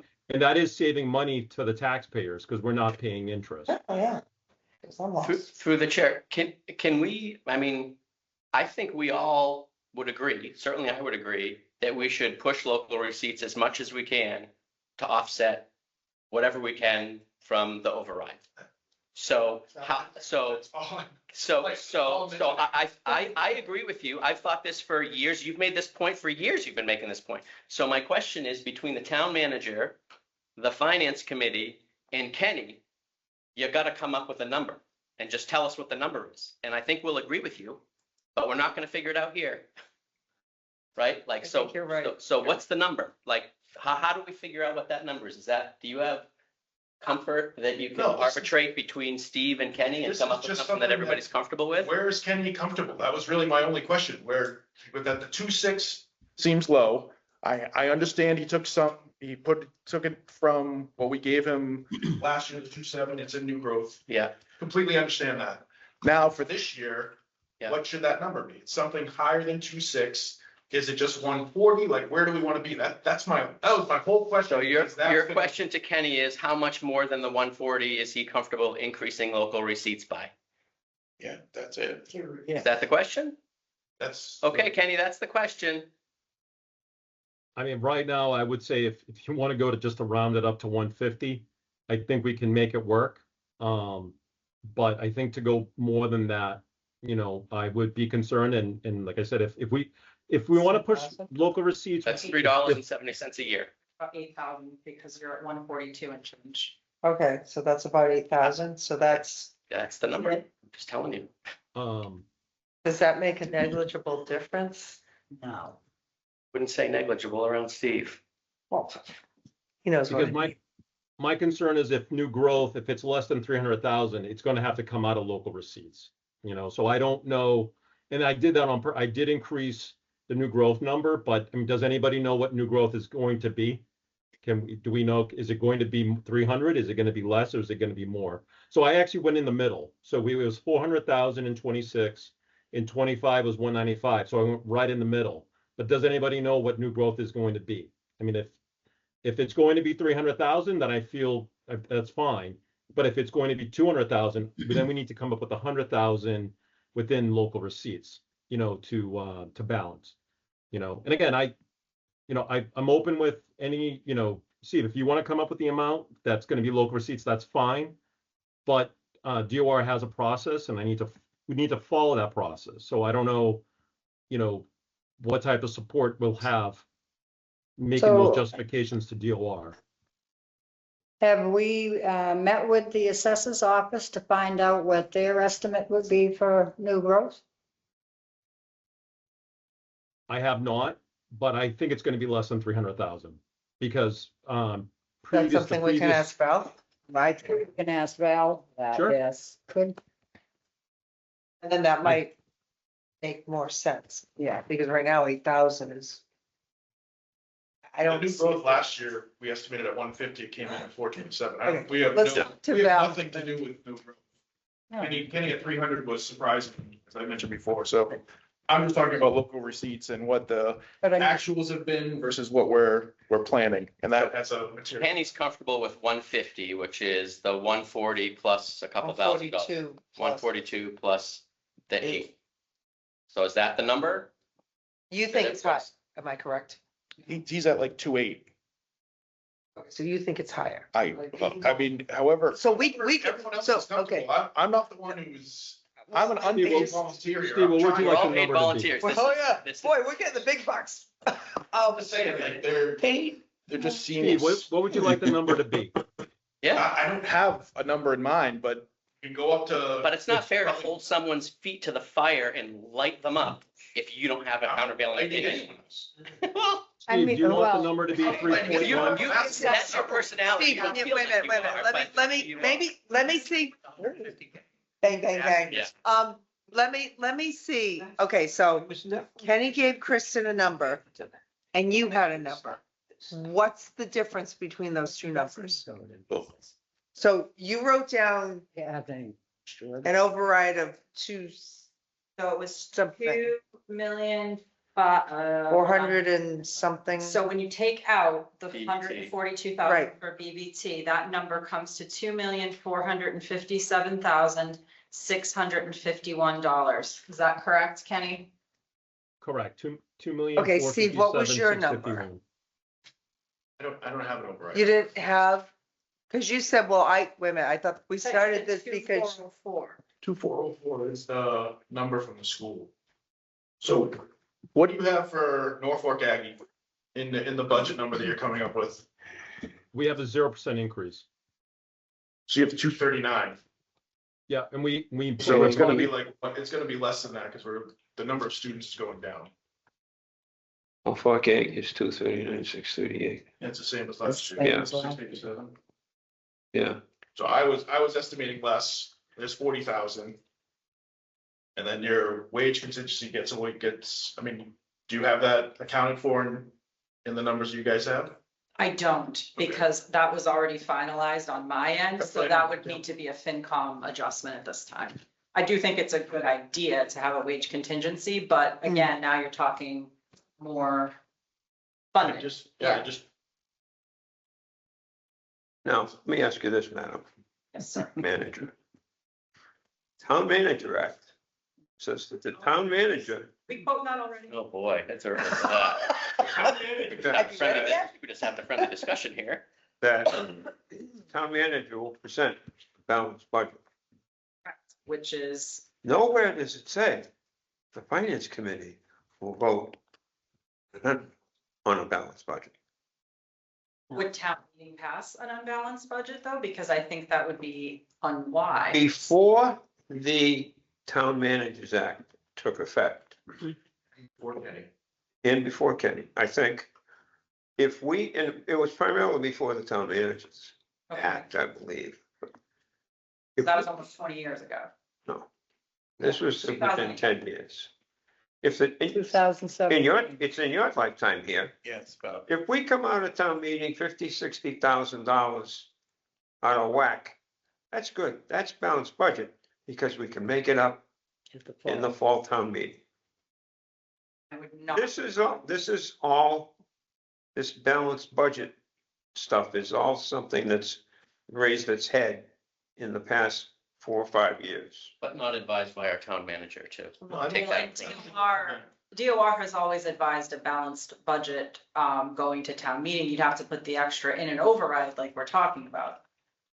Well, not if you have a special town meeting, because that's when all your receipts come in from FY 26. I'm saying you can always balance the budget at the fall town meeting. Kenny, I don't know if you want to speak to that. That feels a Yeah, I'm little not- bit of a dangerous. I'm not saying that we want to go with an unbalanced budget at all. No, but we're But gonna I'm try. saying to balance in it. the past week, I don't know what. We're going into the weeds is all I see. No, I don't. I mean, DOR wants a balanced budget. I mean, is that Correct. correct? Look, I mean, I think. That's like, correct.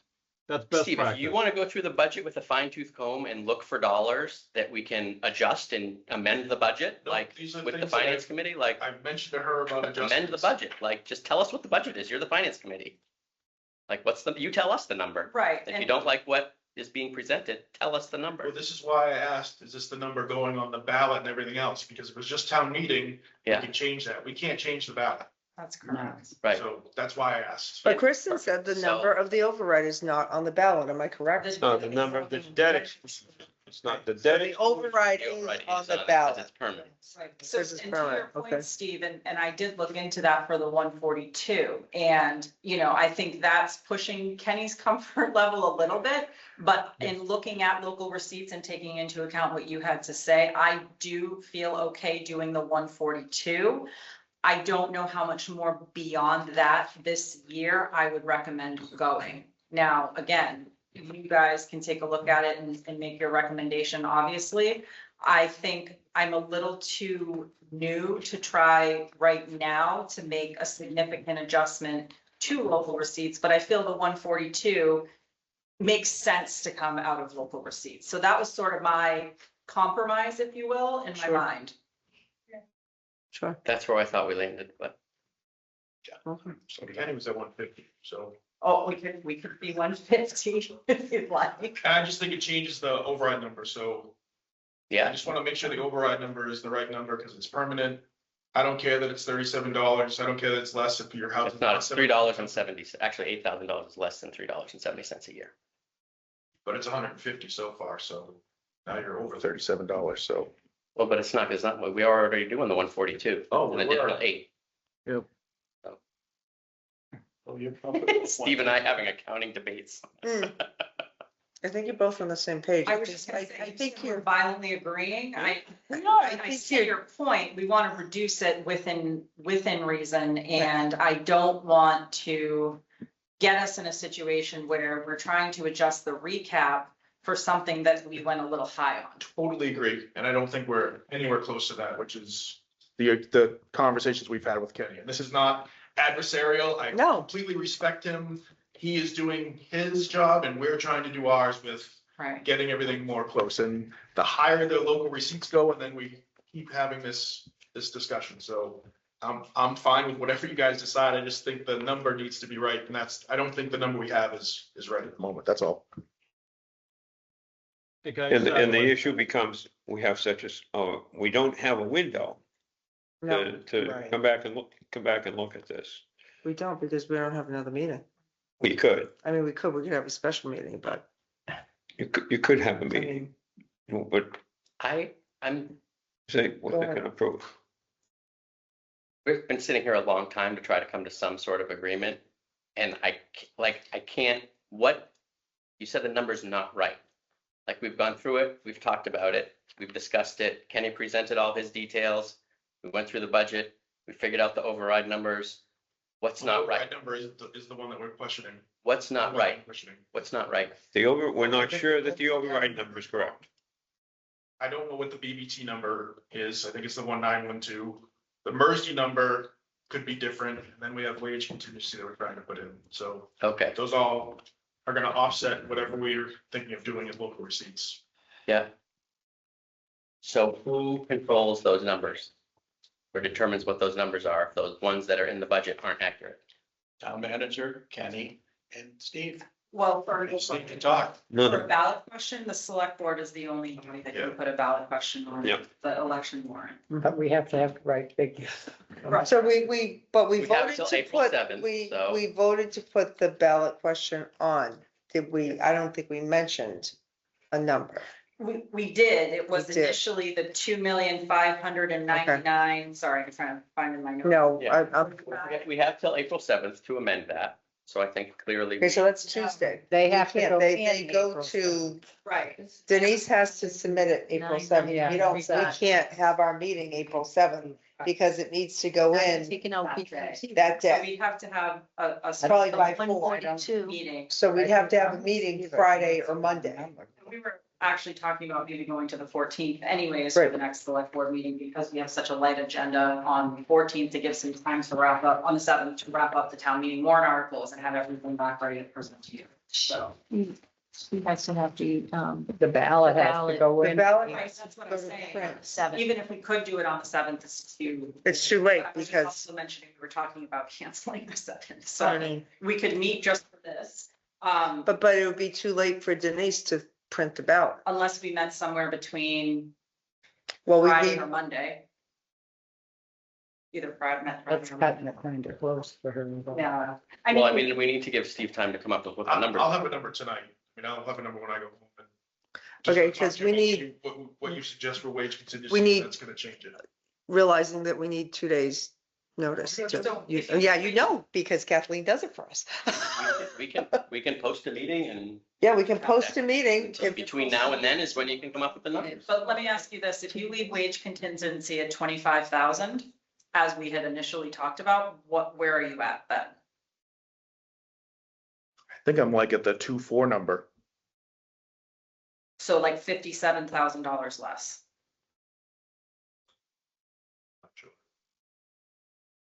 Can you guys go home and talk first thing in the morning? And is everybody available, say Friday morning for a meeting? Whenever. Yeah. You have what? Interviews. Have that. Assistant director of I could probably do something Monday. I could meet Monday. Can we do Monday morning? That's cutting it. That is cutting it close, but if it's just a number, About Friday afternoon. yeah, I don't think I can do this Friday. Friday's Good Friday. oh, is it? I'm not around. Yeah. don't wanna Well, do not that. around Monday morning either, but. Do we have time to do something Thursday night? What's, It would have to be after 9:30. 9:30 Thursday night? Right, because we're at 9, we'd have to literally, it would have to be posted Posted now and it wouldn't be able to be, so you're looking at we Friday, would start, Monday. I can do Monday morning. I could, Saturday works for me. I don't care. Monday morning. Recess this and I, come back. No, we can't, Yeah, you it's can. the 24 hour, it's that, get before the board. Recess. no, yeah. I don't know, that's a questionable thing too. What is? Meeting Monday morning. Recess this meeting and reconvene as opposed to adjourning. I know it's a cement thing. You did not anticipate that on your agenda when you posted it, so you'd still need 48 hours. Yeah, Otherwise, it's a violation of open They're meeting. trying to get sneaky. That's not working. whatever it takes, you know? Can you do Saturday? I mean, I'll be, No. I'll be honest, based on what Kenny has said, I think we're pushing it with the 142 or the 150. I think it would require a more detailed analysis that I know you can do it, but that I don't know that we want to do it this time or it's appropriate to do it this time. I get the override and the concerns about affecting taxpayers for sure. I just don't know if we should push it much more than the 142 for this year. I agree with the 142. And at the end of the day, I mean, both towns have to approve it, both at meeting and at ballot. So this whole thing could be a moot point. Because if Mendon says no or Upton says no at one or the other, you know, Right, but we have to plan on them saying yes. And- we do have That's to the plan on them impact. saying yes, but And the thing you have to keep in mind is that you cannot change that school number on the floor of the no, town you meeting. can't. Vote it up Yeah. or you vote it down. So my concern then too is if we don't ask enough of the override, well, I guess we already said that, never mind, sorry, I'm just getting tired, I'm starting. to Yeah, where we get, myself. this is why we started early, but now it's 9:30 and we'll get a little punchy and we get a little feisty and it's fun. So maybe we should just, I don't think you have a point, Steve, but at this 24th hour, and Denise Denise already was hyperventilating that we were sitting on the numbers tonight. That's why I said She's got to get to, the ballot has to be submitted Tuesday. And usually be well before 4, if I'm not mistaken. So we're really putting everyone under the gun. And is there time, it is Easter weekend, it is Good Friday. Is that we came in on Monday, would we even have time to do an in-depth analysis and get the numbers right? I don't know. Numbers are not my gig. I refer to these two, you guys. Yeah, That's why some of the questions I ask people look at me. I think I'm getting a better grip on it, but I don't know that if Kenny's not saying we can add 8,000, I know it's $3 or 37. I think in that, I'm certainly fine with sort of taking the number, which was where it was minus the 142 and calling it a day. And that's the override number. Well, to be clear, that number is 2,457,650. Right. Yeah. Because I understand we all need to be on the same page with the numbers. I just Do want you think it's worth continuing Put that for out the there. 8,000? Yeah. I think Yeah. honestly, Steve, I think had we known this a month, well. I've been mentioning local receipts for the entire year. Maybe next time you guys will hear it. Well, I don't think we've understood. I think we heard it a lot. I don't think we've ever had this type of in-depth discussion about local receipts.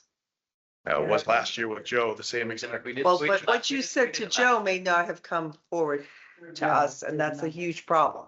Because I can assure you, it was not mentioned to this board from Joe. I mean, we So, put it all together. we had this- can't we had control this same that. discussion. That's water over the dam now, folks. It is. I think your point was well taken, Steve, which is why I did the research into it, because I wanted to make sure that if we were gonna make an adjustment, that we had the room and that I looked at the 142. I think I just haven't had an opportunity to really look beyond that, so I am relying on Kenny as the finance director to say where he feels comfortable moving beyond the 142. So that's the challenge. I feel like I'm coming in at the 11th hour trying to Sure, you knew. meet it. I'm Right. trying to balance. I felt like the both of them. 142, felt like the 142 was the ask to say, all right, Kenny, you had a number and we're gonna push you $142,000 outside of what you were comfortable with. And that was the ask. So that's the progress we're making this year. You good with that? It's not my call.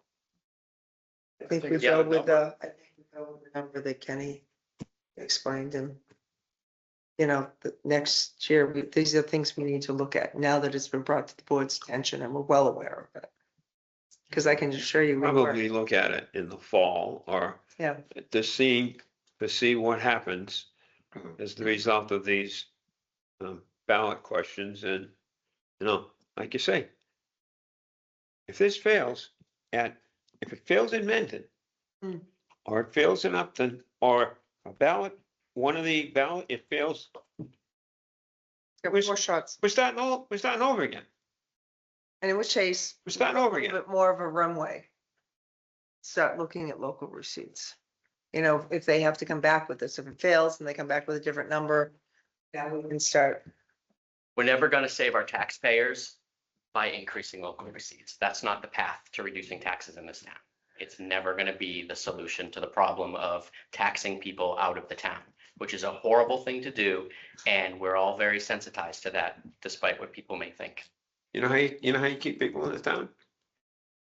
You don't raise any more money this year than you did last year. Level service. Okay. Somebody tell the So people send across us the that, street send how us that Pleasant budget. Street that, Send us that budget, finance committee.